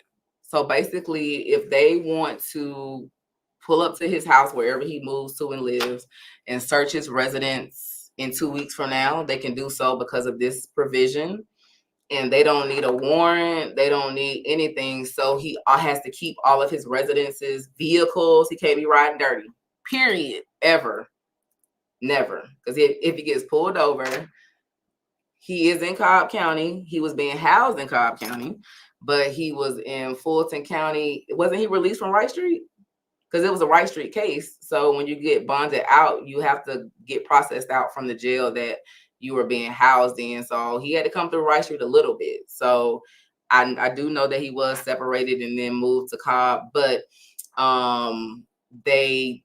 he did get released from Wright Street because it's their case. So Cobb can't release him because it's not their case. So he definitely went back to Wright Street today to get released. Do I have Zelle? I do, but yeah, let me put that up because one of them is a number and I can't give out my number, but let me do that.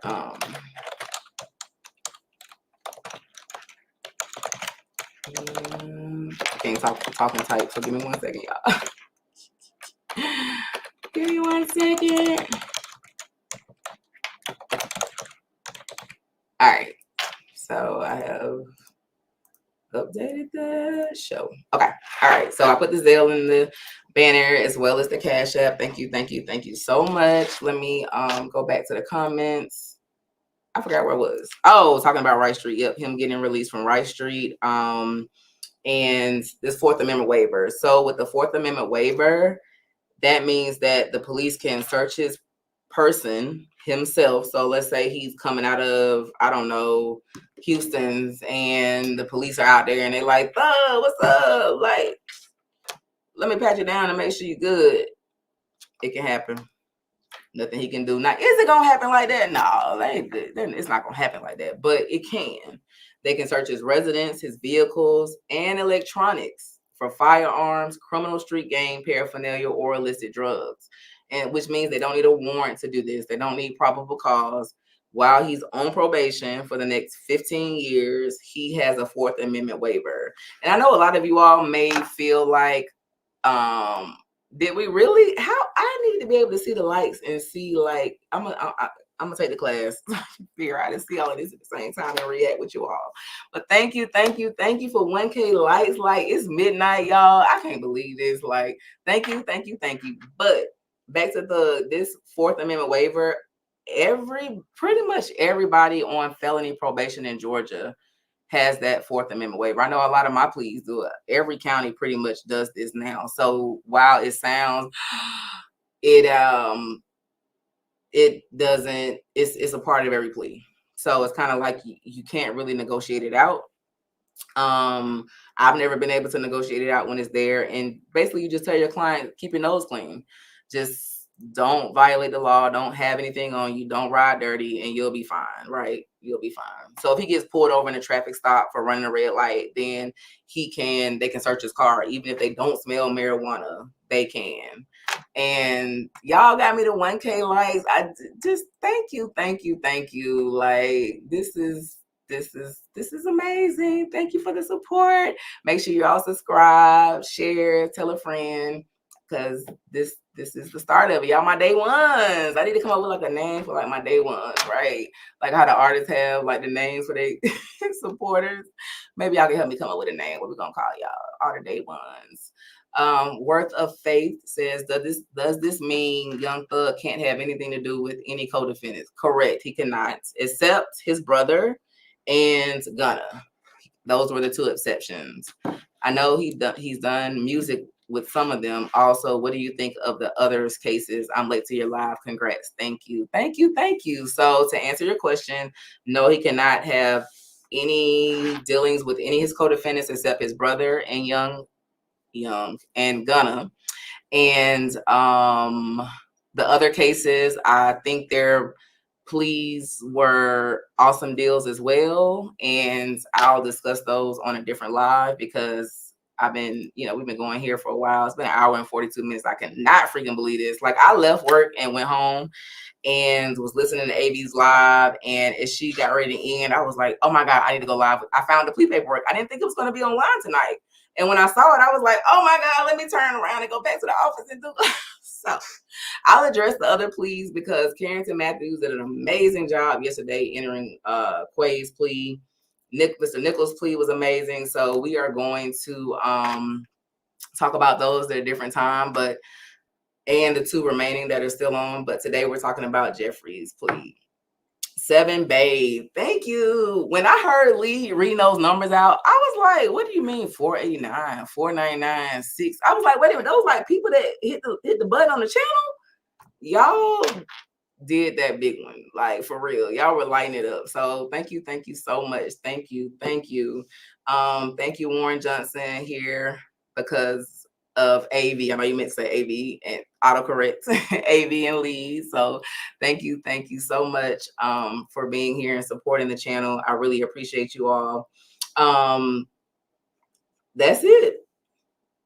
It was signed by Brian Steele, Judge Whitaker. Defendant's blank, but he's in custody. He took the plea, so it's not an issue. So what do y'all think? Do y'all think he got a great deal? Do you think he got a bad deal? Are you happy, excited, or would you have taken it? What's y'all's opinion? Like, yes, I'm still in the office.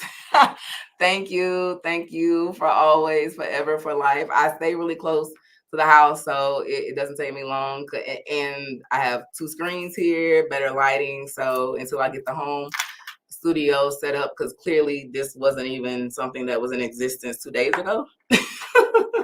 then I can be at home because that's more convenient. So thank you, Right On for Darkness, you the bomb. Thank you so much. I really appreciate it. This has just been amazing. So I'm so glad that y'all are a part of the journey. Ground Floor, second live stream, and we did numbers again. Like, it's been amazing. Original Gould at the Fit Lawyer, I understand he did, but this has to be malicious prosecution. Yes. However, I don't know that you can raise that argument after you take the plea. It's kind of like when the judge got ready to stop it when he said, my client's innocent. It's like, well, whoa. Innocent people can't enter a plea.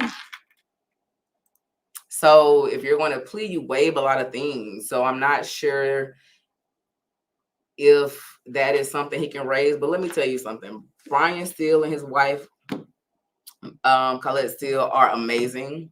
And if there is anything that they can do after today to make this better, make it go away, raise the issue, file a motion, do anything, trust me, it will be done. It will be done. So let's just stay tuned and see if that occurs. Because if they can do it, they will do it. Someone said, yeah, Rashawn, good deal because of the RICO is hard to beat.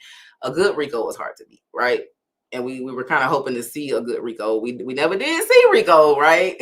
But you have a great point because you never know what the jury is going to do. You never know how it's going to go when you get to the end of the day. You never know. People are asking how people can file complaints on prosecutors and judges, or are they just allowed to lie and commit conduct? No, they're not. So if anyone's been paying attention, DA Willis, Ashley Merchant filed a motion for the DA to be kicked off of the Trump case due to prosecutorial misconduct and having Mr. Wade on the case and them being paramours. That was just so funny to watch that hearing. But so there are ways that you can file motions against prosecutors and allege things. And when it comes to the judge, you can file a motion to recuse. So there are things that you can do if you feel that they're committing misconduct during the case. And we saw a lot of that. I think there were over 40 mistrials for this case alone. So, and there's one still pending on the table. So you definitely can bring that up. JC says, I'm torn between the two. I think I'm winning, but stay out to get me. And my kids and family need and want me home. I want to be home. Very hard decision. And you're right. And it is. And that's why even when court started today, mind you, everybody was waiting since 9:30 this morning. I think the cameras cut on around 3 something. And when the judge came on the bench and court started, the first question, what are we doing? And there was hesitation because he still was torn between the two. He had his lawyers saying, we can do this. Just give me 3 more months. And he's like, man, I want to try to go home today. And he rolled the dice and it worked out. So he cannot. He'll be back in February. He cannot. He did get suspended, and he'll be back. And that's what you got to think about. Like, I know the jurors did have a lot of African American people on the jury, Black people's on the jury, but you got to think about like what side of town were they coming from. I don't know. I don't know anything about the jury. I know Sylvia knows more about the jury and she talks about them. I don't know anything about the jury. I haven't seen not one of them. I don't know their names. I don't know where they're from. But I practiced in Fulton County as a public defender for 8 years. And one complaint we always had when the jury list came in, I did misdemeanors in the public defender's office. We were separate offices back then, but now it's all one. We would always be mad that nobody from South Fulton was on the list. It used to always be North Fulton people. Roswell, Sandy Springs. It's like, where is Cascade? Where my people from Camp Creek? Where my peoples? Right? Because I'm going to trial. I need my peoples. And you wouldn't have it. And so, you know the saying, all skin folk ain't kin folk, right? So people in Roswell, Sandy Springs, North Atlanta, Buckhead already want to be separated from Atlanta. They have a different thinking and feeling about things. So that's something that you have to consider. Rashawn is absolutely right. Scott A., if one of the mistrials that was not granted by the judge gets granted by a higher court, will his conviction go away? Nope. You done. When you take a plea, you waive your rights. That we will. I just that plea was very, very long, and maybe one day we can play just a portion where the judge is reading the rights, and you have to waive certain rights to enter a plea. You have to give that stuff up. So no, I don't. You're tapped out of it. So now, if a mistrial is granted tomorrow, remember it wasn't with prejudice, so it wasn't going to dismiss the case. It was just going to make them start over. So no, he won't get a benefit from that. No. Yeah, like y'all gotta remember, he's missed birthdays, Thanksgiving, Christmas. He want to be home. Why roll the dice when you got a guarantee you can be home, right? So no, if you can get the guarantee good enough, you take it. Period. Now, once you say you're guilty, that's it. Now you can file a motion to withdraw your guilty plea. However, you go right back to where you were when you got ready to take the plea. So if you were in custody and you file that motion, which has to be filed within the same term of court that you entered the plea, then you're just going to go right back to jail and start over with, what are we doing? Are you going to negotiate something better, or are you going to trial? So yes, you can withdraw it, but in this case, it really wouldn't make any sense because he's happy with the resolution. And so a habeas corpus would be an appeal that he could file in this case to challenge the constitutionality of the voluntariness, the knowingness of his plea. So that's what he would be challenging here. But if you went to trial and were found guilty, the things that you could challenge on a habeas would be more, and maybe that's something we can cover on a later live. But as far as it applies to Mr. Williams, it would be something that would have been wrong with his plea or sentencing. That is what he could argue in his habeas. He couldn't start arguing that Glanville kept this piece of evidence out or whatever, because you waive all of that because you took a plea. I'm not sure it would we care? I don't know, right? I think what made this trial what it was because Young Thug was on trial, right? So will we want to just all tune in for Little Rod's retrial? Like, it's not going to have the same sexiness as this. So I'm not sure. We'll see. Let's see if we have any other questions before we wrap it up. Thank you for your engaging content. Thank you so much, Miss E. Jones. Thank you. Let me go check and see. She's, remember to go check and look at. Go check the Cash Apps and read those. And Thomas Lee sent $5. Thank you so much. Betsy Thomas sent $5. I'm gonna look through the Cash App just because I might have read those already because I'm looking at my text. So trying to do it all. Let me find where my Zales go to.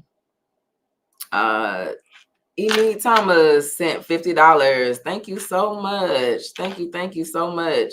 Y'all are so supportive. This is amazing. Like, thank you so much for the support. Early probation termination. Yes. I didn't see anything in the plea deal that said he wouldn't be eligible. So the law says that after 3 years on probation and no violations, and within a 24-month period prior to you getting to ask for this early termination and all your conditions are completed, then you could be eligible. So very possible. I didn't see anything in here that said he wouldn't qualify for that. So I think it's a really good chance that in a few years he could be off probation. It just depends on how the judge feels about it, but he will qualify, I believe. So I think so. And that's what as a defense attorney, you explain to your client, like, I don't want to be on probation for 15. You like, whoa. Well, I know it says a lot of years. If you're good, we can have you off in 3. So that's something you also consider when taking a plea.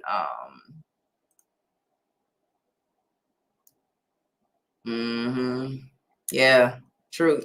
Like, I don't think it's going to get better the second time around if they were to grant a mistrial either, because you're not going to find the evidence, because it can't get too much better, right?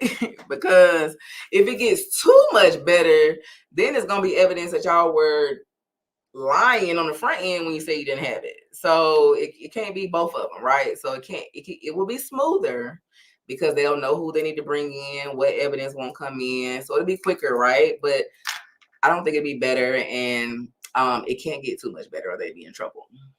Thank you, TT, so much for your support. Thank you. Says you're doing an awesome job at the Fit Lawyer ATL. Thank you so much. Thank you. Thank you. What about Thug's two brothers in jail? What about them? I guess they got to finish out their sentence. I don't know what they're sentenced to, but he's home, so I guess he'll be able to just to support them. CB85 says the way you explain law makes it so easy to follow. Thank you. You're doing a great job. Thank you. Thank you. Thank you so much. Like, it's no reason for me to get up here and talk big words, legalese, all of that stuff, because I'm not talking to other lawyers, right? I'm talking to the public. So I want you all to be able to understand what's going on, because I work with clients every day. So I kind of understand and know what people don't understand and what they want to know and what they need to know. So I'm so excited to be able to come and share. I can't wait to do more content where I'm able to kind of, tell people what to do at a traffic stop, or what to do if you're getting investigated for DUI, how to avoid those type of things. So I'll be doing that kind of content as well, so that you won't need me as much, because if you can stay out of jail, or knows how to avoid certain pitfalls when you interact with the police, that's even better, right? So I'll be doing some of that. Doesn't affect it. Now, the only thing that could have sweetened what would come in against the other defendants was if they agreed to testify. Then, of course, their testimony would now come in against the other defendants. But as far as evidence, like, well, no, I take that back, because if Thug is out of the case, then and they can't present evidence that is only related to Thug and not related to Shannon and Yak, right? Because it would be irrelevant, because now we're just dealing with Shannon and Yak. So it doesn't matter what you said in your opening statement about the wolf and the pack, right? Because the wolf is home. So if trial shall proceed with these two, you can you have to kind of rework the case, right? You got to now come in and just get straight to the point. You're not going to have to prove all of the overt acts, right? Because it's only two people left. So you just have to deal with those two charges. So it'll be very interesting to see. I really think that the plea offer will remain on the table, because once again, the world's watching, and why wouldn't it? You literally put it on the record at the close of business and then say, oh, it's off the table. I was like, Simone was gangster with that one. What? Like, you just put it on the record. Like, take it before I bag up and sit down, or it's over. Like, no, come on. Like, right? Because literally they just got to see this non-negotiated plea. So maybe that might open up some more negotiations, right? Maybe they might get to a point where they'll say, okay, we got it to this point. Let's go non-negotiated and see what the judge will do. It's not going to be backloaded sentence, go home. They got different charges, so it won't be that sweet.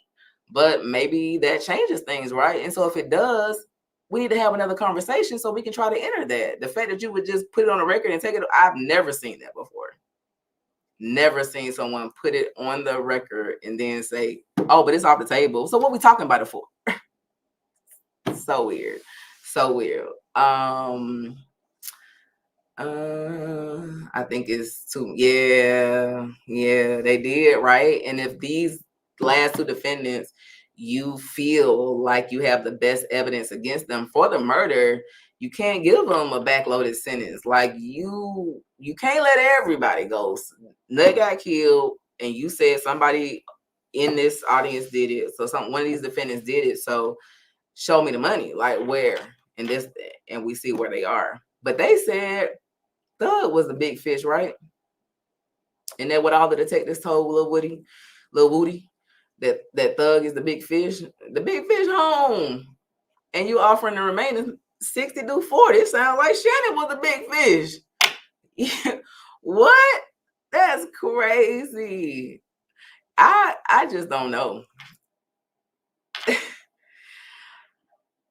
I don't know. We'll never know. I don't know. Woody said He gave us a lot. He gave us a show. He actually has an infectious spirit. He gave us a show. It was very entertaining. But shout out to Woonie Lee, because this is why we're here. And it was almost like he like, did I do it yet? Like, was I supposed to not say that? I wasn't supposed to say that. What wrong? Did I do something wrong? Like, did I do enough yet? Y'all, was that it? did I get it right? It kept going. So he like, shit, I ain't get it right that time. What I gotta do? He's up there reading that doggone post. He read it slow too. It's like he slow walked her right into it, right? He would read it 2 words at a time, and she kept saying, read more, read more. He like, okay. And when he said hashtag free Quay, over. Case over. Right. Now that's the big question. What do you tell the jury?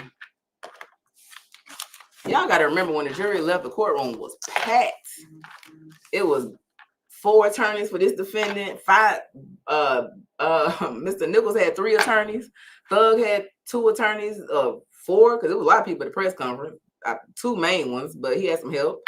Mr. Huey had 3 attorneys. So this is like a courtroom is now like 15 people short. The jury gonna come back in like, where everybody at? And what you gonna say? Are we gonna we're gonna have to sit there and watch another 5 hours of her coming up with a limiting instruction to try to tell the jury, you can't hold the fact that the other defendants are gone and home and Thug watching the trial with you. Like, what are you gonna say? Like, what are you gonna say? What are you gonna say? What are you going to say? I have no clue. I've never seen this before. I asked a couple of attorneys. They like, everybody like, I don't know. I haven't seen this before. So I don't know. It's a trial that is right. Moving to a smaller courtroom, judge. Like, it's 2 people. It's 2 people, and they're 2 attorneys and Mr. Kokomo. And what is law and crime? We setting up for that? Yeah, hell yeah, we gonna ride it out now. So we gotta stay where we at, because it's publicized. We on TV, so we gotta ride it out. But what do you tell the jury? And is it sufficient, right? Because I know if I'm on trial with all these people and they jump ship, I don't want to go back in there by myself. Give me some new jurors. Let them see see this from the beginning. Mistrial me, judge. Start it over. Because what are they going to think about you? You the only 2 people left. They're going to be like, damn, that must have been the ones that really did it. They going to jail. No, like, I don't even want that. I don't want that. So, no, they're not going to move. They're going to stay where they are. That courtroom has been set up. Remember, Judge Whitaker has brought them in 5 times to fix the sound. No, they're going to ride it out right there. Right there. They got their little security set up when you come in to sign in sheets. All of that's going to stay the same until it's over. It could be over Monday. Could be over Wednesday. We'll see. Because you could take a plea at any time. Like, literally, Yak and Shannon could come in Monday, buck in, take this shit to trial, Mr. Big. But come Wednesday, take a plea. Because guess what? It's the same state. It's the same case. It's the same sloppiness, right? So if they had 40 mistrials already, we're going to hit 41. We're going to hit 42, 43. So who knows how to go? Okay, yes, viral authority. Shout out Mr. Big. Y'all don't know nothing about. I'm from Birmingham, Alabama originally. I have been in Atlanta for 30 years, but I am from Birmingham, Alabama, and we do love Mr. Big in Alabama. So yes, I'm glad you knew what I was talking about. If I was a juror, I would say not guilty because of all the shenanigans. Right, okay, but you're speaking as an at-home juror. And what I mean by that is you've seen way more shenanigans than the jurors have seen, right? Because every time somebody says, Your Honor, I have a motion, what does she do? She clears the courtroom.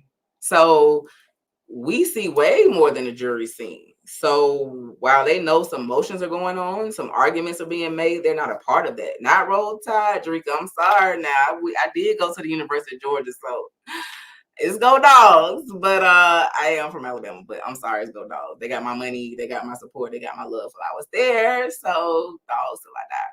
But back to your question, for always, forever, for life, you are seeing way more than the jury sees. You got to remember that. And that's why when everybody's like, they winning, we know they winning. Y'all have seen all the arguments. Y'all have seen Doug stand up and say what the state's doing wrong. You've heard Bryant Steele argue about what the state's doing wrong, but the jury hasn't seen that. They're not a part of that. Right. Monique says the jury at home watching this and in the chats, they seeing it, right? I think so, right? But you know what? When I spoke with Doug Tuesday and down there, he really says the jury seems stand up to him. He really thinks that they are abiding by the rules, and you will be surprised. Like jurors, they find this is an honor. So they want to uphold that, right? No one wants to be the jury to get in trouble, called out in front of national TV. So they may be following the rules. And I mean, I guess they just wouldn't be getting on social media, right? They just wouldn't be able to open an Instagram or open a YouTube or open TikTok or open any Google, right? That's the only way you can kind of avoid everything. But I mean, if they're following the rules, they haven't seen all of this. So you never know where they're going, but there'll be a movie, there'll be interviews, and so we'll get to see what they have to say. So we'll see. Well, y'all, it's 12:39. I think I started live at 10:30. That's amazing, y'all. Y'all be rocking with your girl. Still at 7:17. Oh my goodness. So I saw somebody say, how can you buy something? Like, I have what I need to be monetized, but the analytics have to catch up because it happens so quickly. So it'll probably be by this weekend that I'll be able to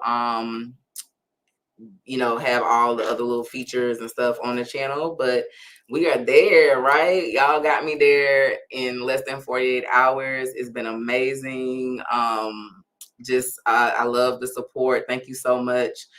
DJ Woodward says, I don't need a nap. Like, yo, I got court at 10:15 a.m. Okay, I got to go save somebody at 10:15 a.m. So I need a nap now. Like, ever since Tuesday, it's just been a whirlwind. Like, no, I got the watch hours. You missed me this morning. I mean, earlier, I woke up this morning and had 4.4K watch hours.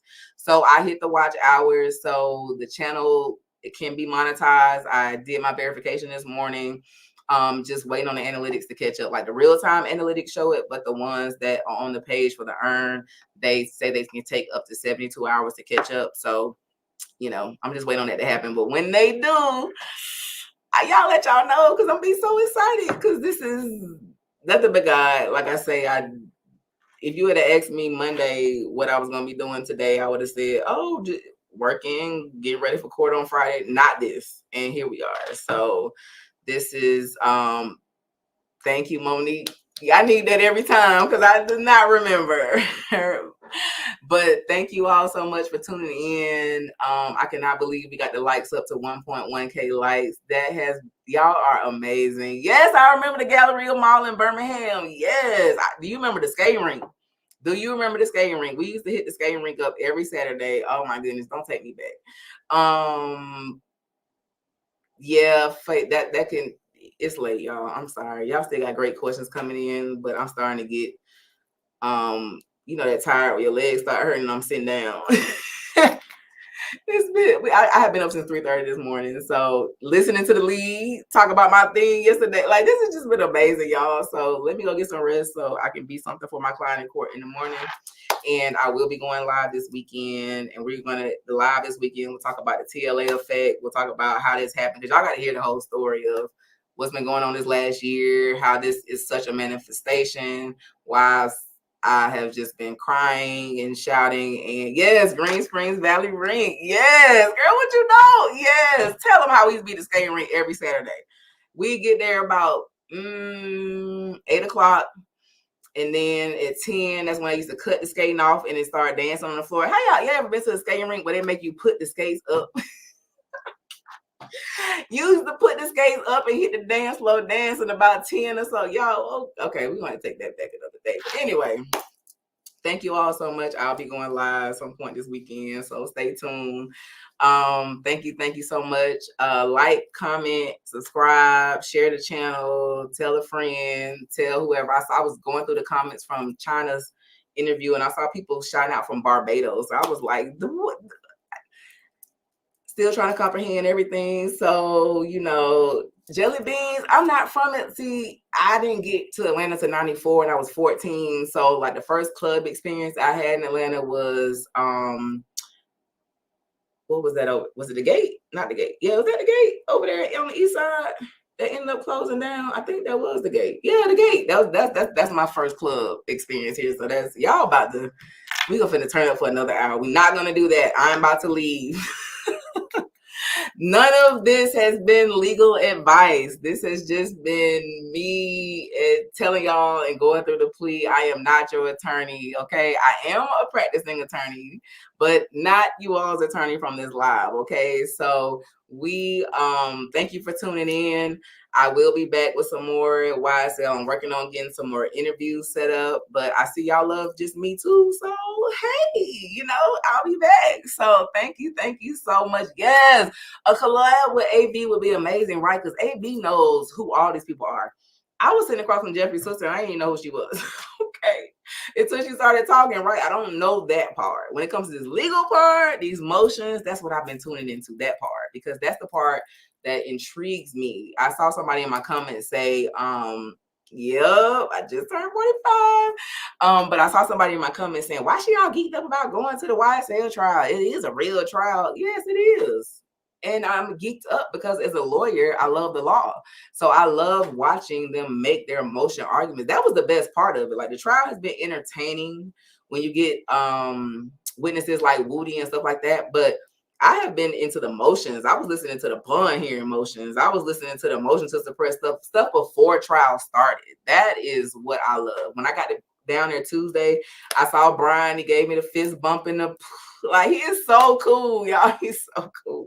Like, that's what I was geeked up about, okay, is being in the building, seeing the great lawyer work. Because for these guys to have last week been on trial facing life in prison, and everybody's walking home like a domino effect, or getting plea deals to where, like China said, Mr. Nichols will be up for probation up for parole in 9 months. I think Carrington Matthews, Mr. Huey, has been in now. He'll be eligible for parole soon as well. Like, this has been amazing lawyer work. So I love it. I'm intrigued. I'm a lawyer, so I'm going to fan out over that. So this has been amazing, and I'll be back. Thank you so much for tuning in. Hopefully, I don't know. I don't think court's in session tomorrow. So we'll get a breather. We'll get a rest. Everybody go out and vote. My sticker, I just took it off. Go vote. Tomorrow is the last day of early voting. So make sure you go vote. And the election's on Tuesday. But I'll see y'all this weekend. So thank you again so much. Remember, this has not been legal advice. Thank you for tuning in. And I'll see y'all on the next one. Goodbye.